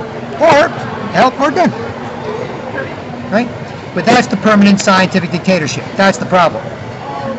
This is not me. This is what people use to each other. Right? These same English words, or similar English words, or English ideas or thoughts, or thoughts in English, whatever, words articulated about different issues, some more serious than others, they are, or they were, spoken by other Canadians in Toronto and elsewhere. They were people who talked about things, not just quietly were uncomfortable and then barely could say anything because it might trigger more zombie attack, make it even worse uncomfortable. So better just quiet, uncomfortable, then more uncomfortable, then more, I'll make you more uncomfortable, make me more uncomfortable. Quiet, uncomfortable, sketchy, zombie mess. Hey, there's this thing going on about, no, don't make me more uncomfortable. Fine. Choice of being uncomfortable or more uncomfortable. Or uncomfortable, or making somebody more uncomfortable who makes you more uncomfortable. That's the permanent scientific dictatorship. That's where you never rebel again. That's where they kill us off, replace us with artificial intelligence, robots, and take over.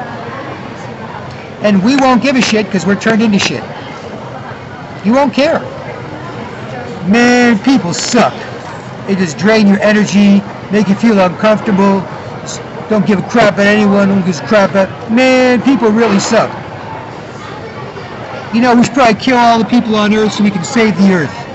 Yeah, if we killed all the people, then the Earth would be a happy nature paradise. What? That's insane. Yeah, well, if I'm scum, and you're scum, and we always make sure everyone's scum, it's a big deal, huh? That's what they do. You see? And they don't let you beat it offline. And online, it's hard to. A lot of it's individual bitching, snarky, talking to nobody and everybody at the same time. This YouTube video, this YouTube comment, this Facebook thing. Hey, everybody and nobody, pay attention to me. Just like the sketchy zombification stuff. Hey, everybody and nobody, pay attention to me. I'm throwing a tantrum about something. Hey, everybody and nobody, pay attention to me. I'm throwing a tantrum about something. Oh my God, if Moonlight doesn't win the Oscar, I'm gonna die. Oh, you're not. I dare you to say that in front of somebody. Like in a normal human conversation, not online. Normal human being conversation. No, you're not, you moron. You don't give a shit that much about Moonlight or the movie or whatever it is. But on Twitter, you can do that. Snarky, bitchy blurts to nobody and everybody. And then offline can be quite similar as well. I'm bothering nobody and everybody with some sort of tantrum, some sort of bitchy tantrum. Right? That's the permanent scientific dictatorship we've got to be. See? So anyway, there you have it. So BK Black Krishna at manforwars.com. Will Parents Support People Saving Their Children is the name of this blog. 2:24 p.m. Saturday, February 23rd, 2019. Support the manforwars.com as you like. If you do see more cool stuff done than less. If not, I just document, where it's at and say, well, this is where we're at now. You want to do something? Yes or no? This is where it's at now. Want to do something? Yes or no? Right? It's like, it's like. Imagine if there's a bunch of nice, polite, happy Canadians politely acknowledging each other in Canada. Hey, a little smile, this little nod. Hey, how you doing? Polite, brief, busy or friendly to be respected, out of the way, on the way, right? Imagine if that was it. Boring, but nice, pleasant, makes it easy to mind your own business or, look at, talk to people, listen to people. It's nice. And imagine if you saw that turning into the Walking Dead TV show. Zombies. I see a human start running, attack, force it to turn into a zombie. Why is this zombieing around? Someone acting like a human. They're talking or they're minding their business. They're nice. They're good looking. Attack them. There's a zombie around. Zombie, other zombie. Oh, attack him! Get ready to attack him! Someone's talking in English, using words, not just grunting and bothering people. So that's basically what's happening. Right? So I'm documenting that process and saying, well, whenever you're ready, right? You might be like, no, I don't feel like it. So, well, someone's making you not feel like it. Right? It's not like there may be no end to this. That's my point. No. It's not just like, there may be no end. It might be like, whatever, there was shit. Just like in communist China, communist Russia, it's like, whatever, shit. They killed 50 million people who could think and talk and fight and do something for the country because they were jealous and bitchy and miserable and they didn't understand what was going on. So they attacked anybody that did, blamed them. It wasn't them at all. Those people can help them. Right? That's how they killed all the smart people in Russia, China, and then the people at the top. It's easier to control all these peasants, make them equally poor and ugly and quiet and under government control and paranoid, bitching and snitching. Right? That's the same thing. Right? So that's the issue. So that's what I'm documenting at manforwars.com. See? So there you have it. So here at 3:27 p.m., BK Black Krishna from manforwars.com, Saturday, February 23rd, 2019. Will parents support people saving their kids? I think I've made my case fairly clear. And if there is interest, fine. If either A, there is no interest, fine. I hate bothering people. I always feel bad when I do it. I've done it. Don't like it. I always feel worse. Try not to. Fine. If people don't want to do anything, fine. If people can't do anything, nope, not possible. Anybody that can act like a human near me, I attack like a zombie and make sure where they're quiet and uncomfortable and try and turn them into a zombie who attacks other people too. Fine, done. So those are the two issues.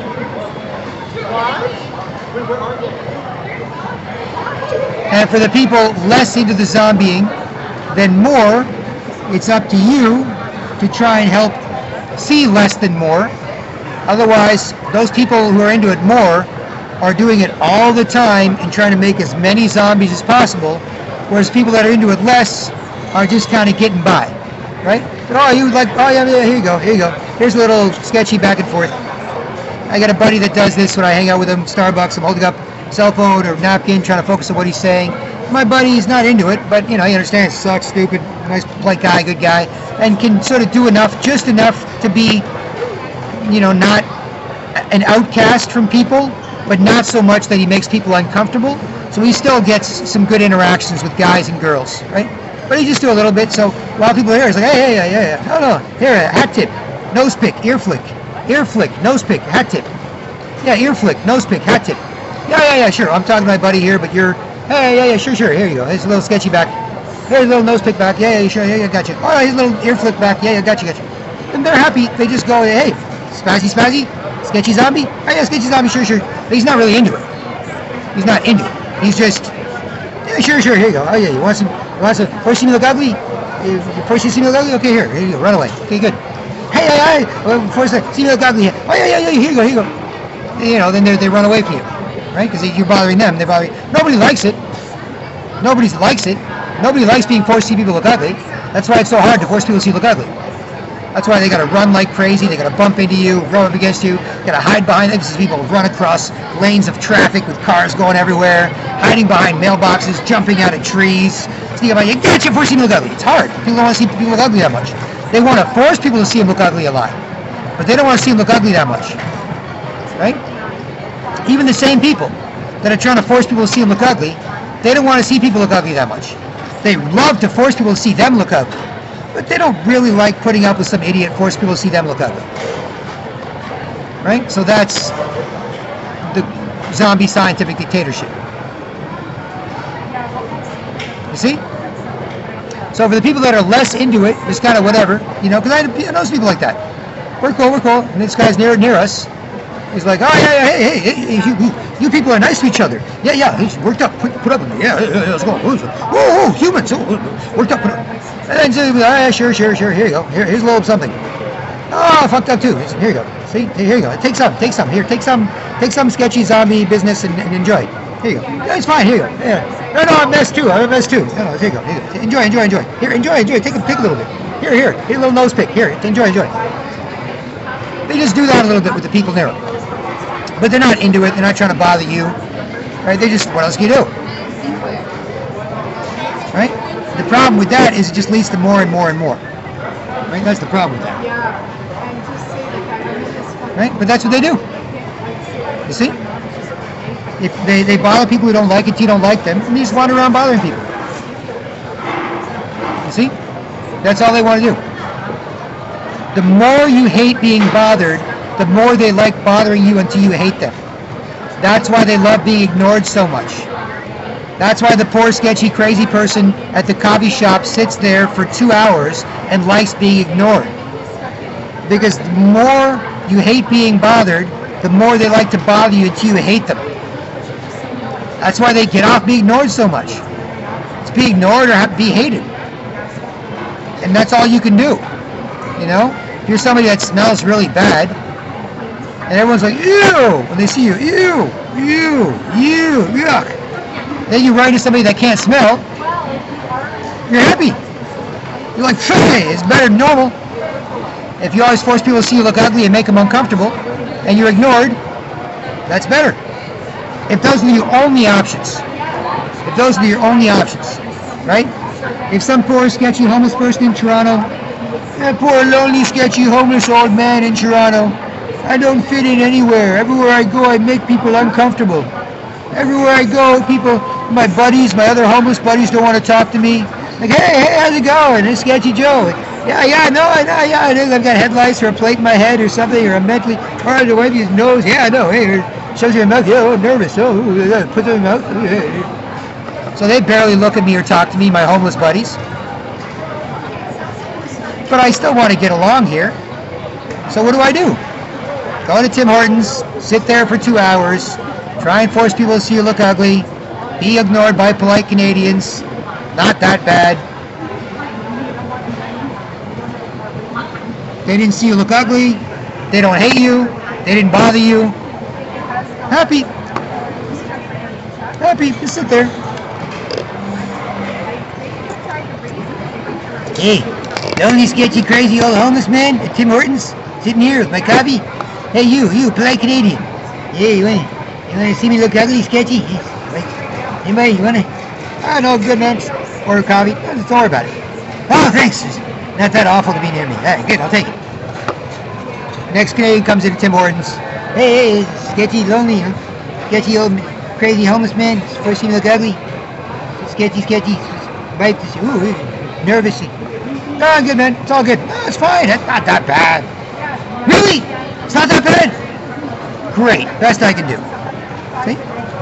Not that bad. You know what I've forgotten about? Happy. You know what I've forgotten about? Happy. You know what I've forgotten about? Happy. See? Ignore what I've forgotten about? Happy. Like I said, I've got video doing nothing. Just headphones on, reading my phone, nothing, and just webcam, 18-inch, 17-inch laptop, webcam. I'm not hiding anything. I try to mess with people, sneak up on people or whatever. And they're happy. They just run near you and try and force you to see them look ugly and run away while you do other stuff. Like this. Especially if you're not saying or doing anything, they're not worried about it at all. You just sit there, read your phone, they just run near you, try to force you to see them look ugly, they're happy you didn't notice, and they run away. It's the best they can do. If that's what they do. You see? That's the danger of indulging and encouraging it. You can say that. Oh, it's Saturday, February 23rd, 2019, downtown Toronto, Canada, 2:34 p.m. Eastern Time, 2:35 p.m. Eastern Time. And you can say that. And they're not embarrassed. They're excited. They're like, yes, this is my chance. This is my golden opportunity. This is going to be awesome. They're not, I mean, yeah, of course they're embarrassed. They're not going to say anything, admit it or anything. But they're more excited than embarrassed. You think they'd be embarrassed? You're like, fuck you, buddy. Get a job, get a life, get a family, get something else to do. You're like, hey, you're back! Wow, that's awesome. Nice, polite Canadians. Fucking A. Fucking right. Nope. They're just like, my turn. Ready? Ready to sneak up on, try and force me to see this look ugly? Oh, he's probably going to ignore it. It's going to be so cool. All right. It's way better than what usually happens. People see me look ugly and don't like me. You see? That's the permanent scientific dictatorship. Oh, it's hard to force people to see you look ugly. That's why they sneak around so much. That's why they run so fast. That's hard, right? That's why they'll bump into you. You know, people don't want to see people look ugly that much. They just want to force you to see them look ugly a lot. That's why I'm representing world famous, nice, polite Canadians who want that instead, right? You can't just whatever, because you'll eventually turn into a zombie too. You can't act like a human anymore, because they will attack you, because that's all they do. They look for people that are nice, that mind their business, that respect each other, and they try and get worked up and force you to see them look ugly and bother you, and turn you into someone that does that. Normally, polite Torontonians, Canadians, don't have time to bother people who bother. Whatever, it's Saturday, got some errands to run, some shopping to do, some family or friends to hang out with, get along with. I got people I don't see that often, so I really want to have a good conversation with them. I was on the phone with a buddy of mine for, a couple hours yesterday. I don't see him that often. I wanted that whole conversation. And at the end, because it was a great conversation, because we respect each other, I was not happy to have it end. But it's got to end. He's got to go do something, whatever, got to go take a leak, got other stuff to do. But I was like, wow, this is so cool. Normally when people respect each other, that's what they do. They don't go bother strangers like crazy homeless people who can't get along with other homeless people. But that's what I'm saying. You see? It is what it is. It's always been what it is. You might just be like, whatever. You just don't understand, and you can't understand. When no one respects you, you don't respect anyone. You can't talk about stuff. You see? Now some of them are suicidal, lying bitches, begging to be broken. Girls like, I hope this works. I want to be ignored by a polite, busy man instead of stuck with miserable, lying, bitchy men. Whee! And then guys are like, rude, ugly girl. Sucks. I can't find a man to bust his balls, make him my bitch, or be ignored for being such a stupid bitch. Whee! That's it. That's all I want? You see?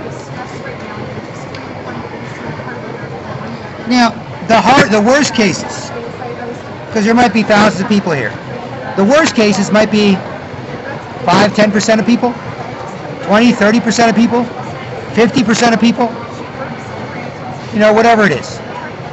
But it's clearly not everybody. That's where people have to take some sort of action, because it's gotten this bad, right? It's gotten this bad. That zombie's not going to save itself or anybody. All that zombie can do is make people uncomfortable, mess people up. That zombie's not going to do nothing, right?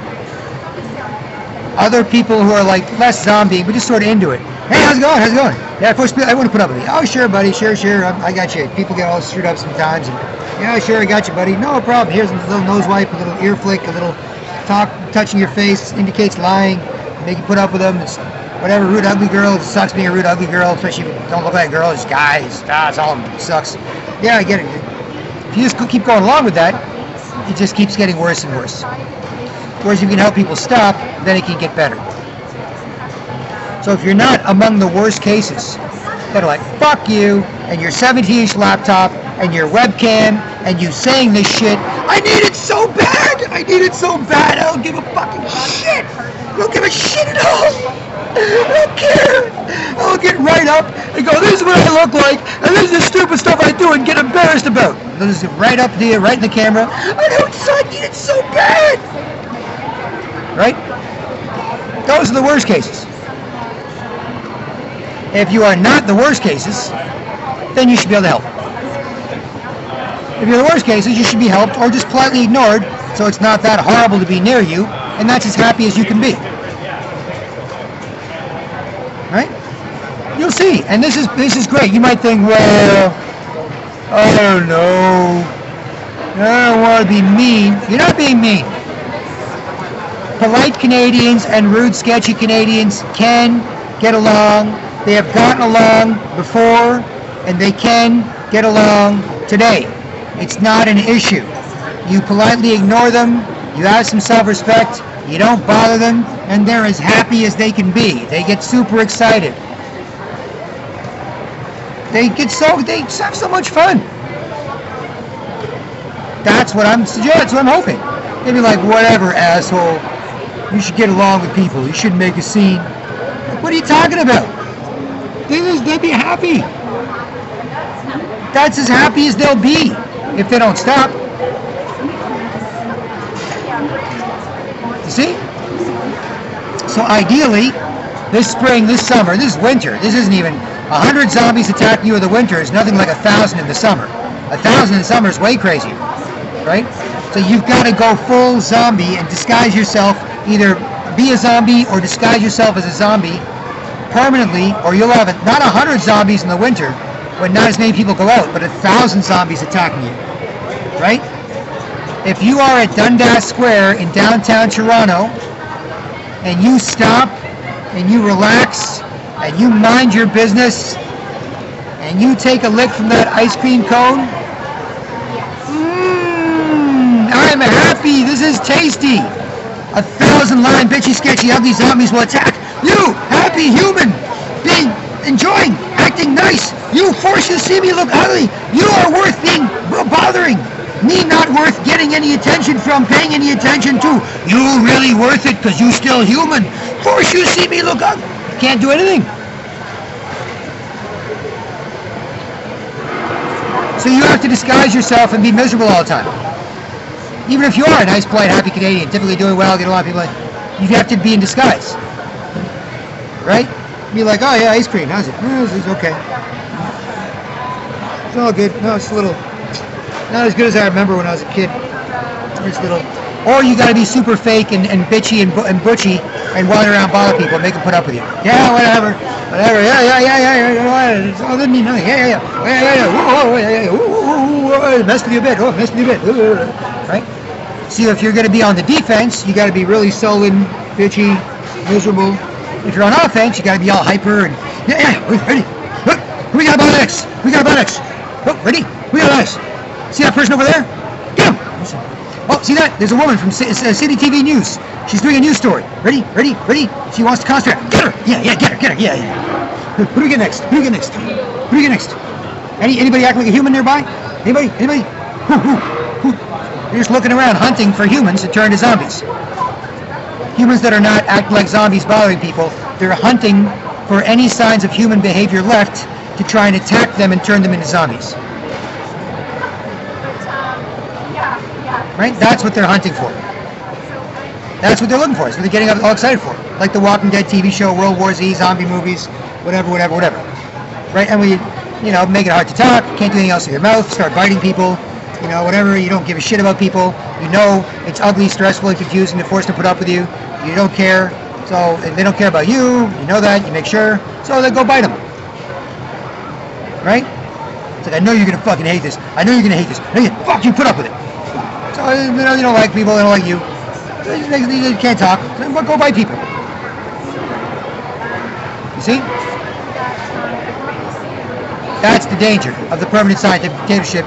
And recently, there's been so many zombie movies, so much zombie TV shows, so much zombie shit. Just a few years ago. More recently, no, but 2-3 years ago, they brainwashed us all to accept it. That even if people start acting like zombies, and you can clearly see it, you probably wouldn't even notice, or you just find it too normal. Like, watch zombie movie all the time. Watch zombie TV all the time. Watch it all the time. Totally used to it. If it happened right in front of me, I wouldn't even notice or think it's weird. It's okay. You see? So of all the people, 500,000 people, whatever, maybe 10, 20%, 30% are super duper serious about just being near people and, okay, hey, how's it going? How's it going? Force you to look up for you. And 3, 4, or 5 guys, or girls, or whatever, people, they force each other to see each other look ugly, then they can't do anything. They don't respect each other, they can't talk to each other, right? Hey, how's it going? Force you to look ugly. Hey, good, force you to look ugly. Yeah, no, I know. And then we don't respect each other. And then they start looking around for other people. No, I don't respect you, you don't respect me. No, you're a mess, I'm a mess. No, it's true. And they, no, yeah, sure, yeah, of course. And then they start looking around for other people. We don't respect each other. And be near each other. You're just a mess. Both zombies, who cares? Let's look for anybody near us who's less zombie, who we can attack, or let's just go hunting for them. And then they walk around in packs, groups of 2, 3, 4, 1, 2, 3, 4, 5, 6, 7, 8, 10. Just walk around in packs looking for people to bother. See?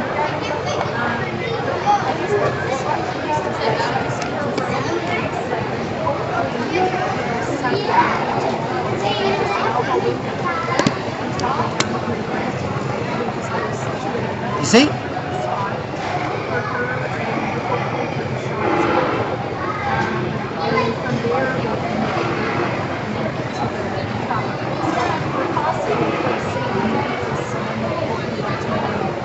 You see?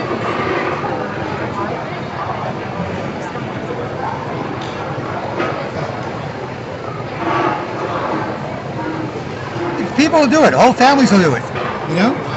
Yep. Came to the mall with my wife and 3 kids. Hey, honey, force you to look ugly. Oh, force you to look ugly. Hey, kids, force you to look ugly. Force you to look ugly. Now what? Well, family? Let's walk around, force everyone else to see us look ugly. Ready? See those people over there? Let's go bother them. Those people, let's bother them. Those people bother them. Oh, those people bother people too much. They were already total zombies. Not worth it. Those people, they're worth bothering. Get them. Make them more zombie. That's what they do. You can see it.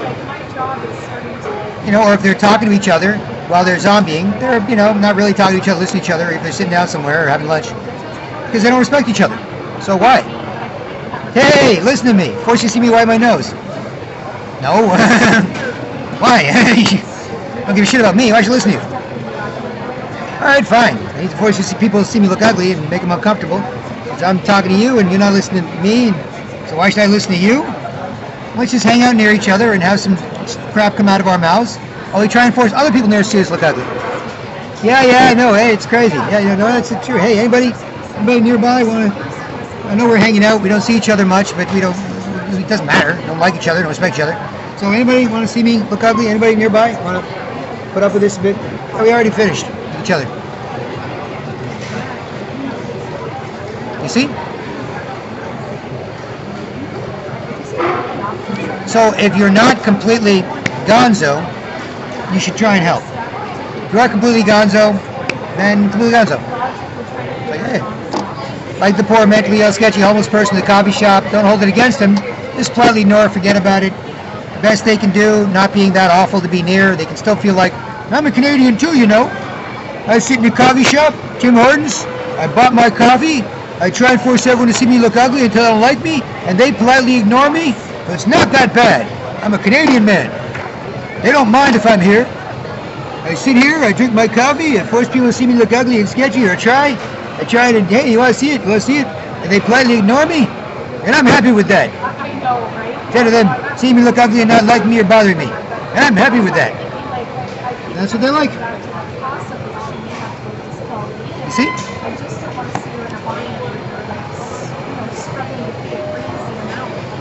So anyway, that's what I'm on about. You're like, oh, what are you doing, weirdo? I'm looking. If you really want to know, but you can't. You can't talk about this, because you can't talk about this, you can't talk about anything, because this makes it hard to talk about everything, and then that's it. So, yeah, there. See?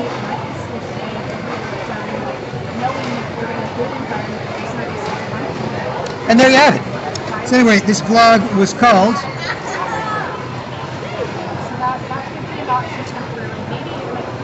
Will Parents Support People Saving Their Kids? It is 2:49 p.m. Saturday, February 23rd, 2019. BK Black Krishna from manforwars.com. Feel free to support the Man for Wars efforts as you like. Success breeds more. You'll see all sorts of great things happening.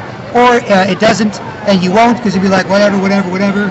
You know, the only thing you're supposed to do is force people to see you look ugly if they don't like you, and then just wander around like zombies looking for fresh meat people to turn into zombies. And that's an option too, right? You can't say no. You can't, you know, so. Anyway, but nice polite Canadian, ladies and gents. Respect each other, teach kids to look, talk, and feel great. Talk about online info offline as proud, happy nationalists, not a bunch of potentially proud, patriotic, polite Canadians who can do something good for where they live, have to act like zombies and put up with zombies offline, right? Not that crap. And yeah, and be proud nationalists versus globalism, the bad people behind this sort of crap that happens here in Canada that nobody likes. Nobody likes it. Nobody wants it. Why is it here? Why is it happening? None of us decided it. That's why. Right? There's a war going on. There's a war on for your balls and eggs. And we can win it or lose it. And there you have it. So, BK Black Krishna from manforwars.com. Hope this helps. And I'll talk to you soon. Cheers.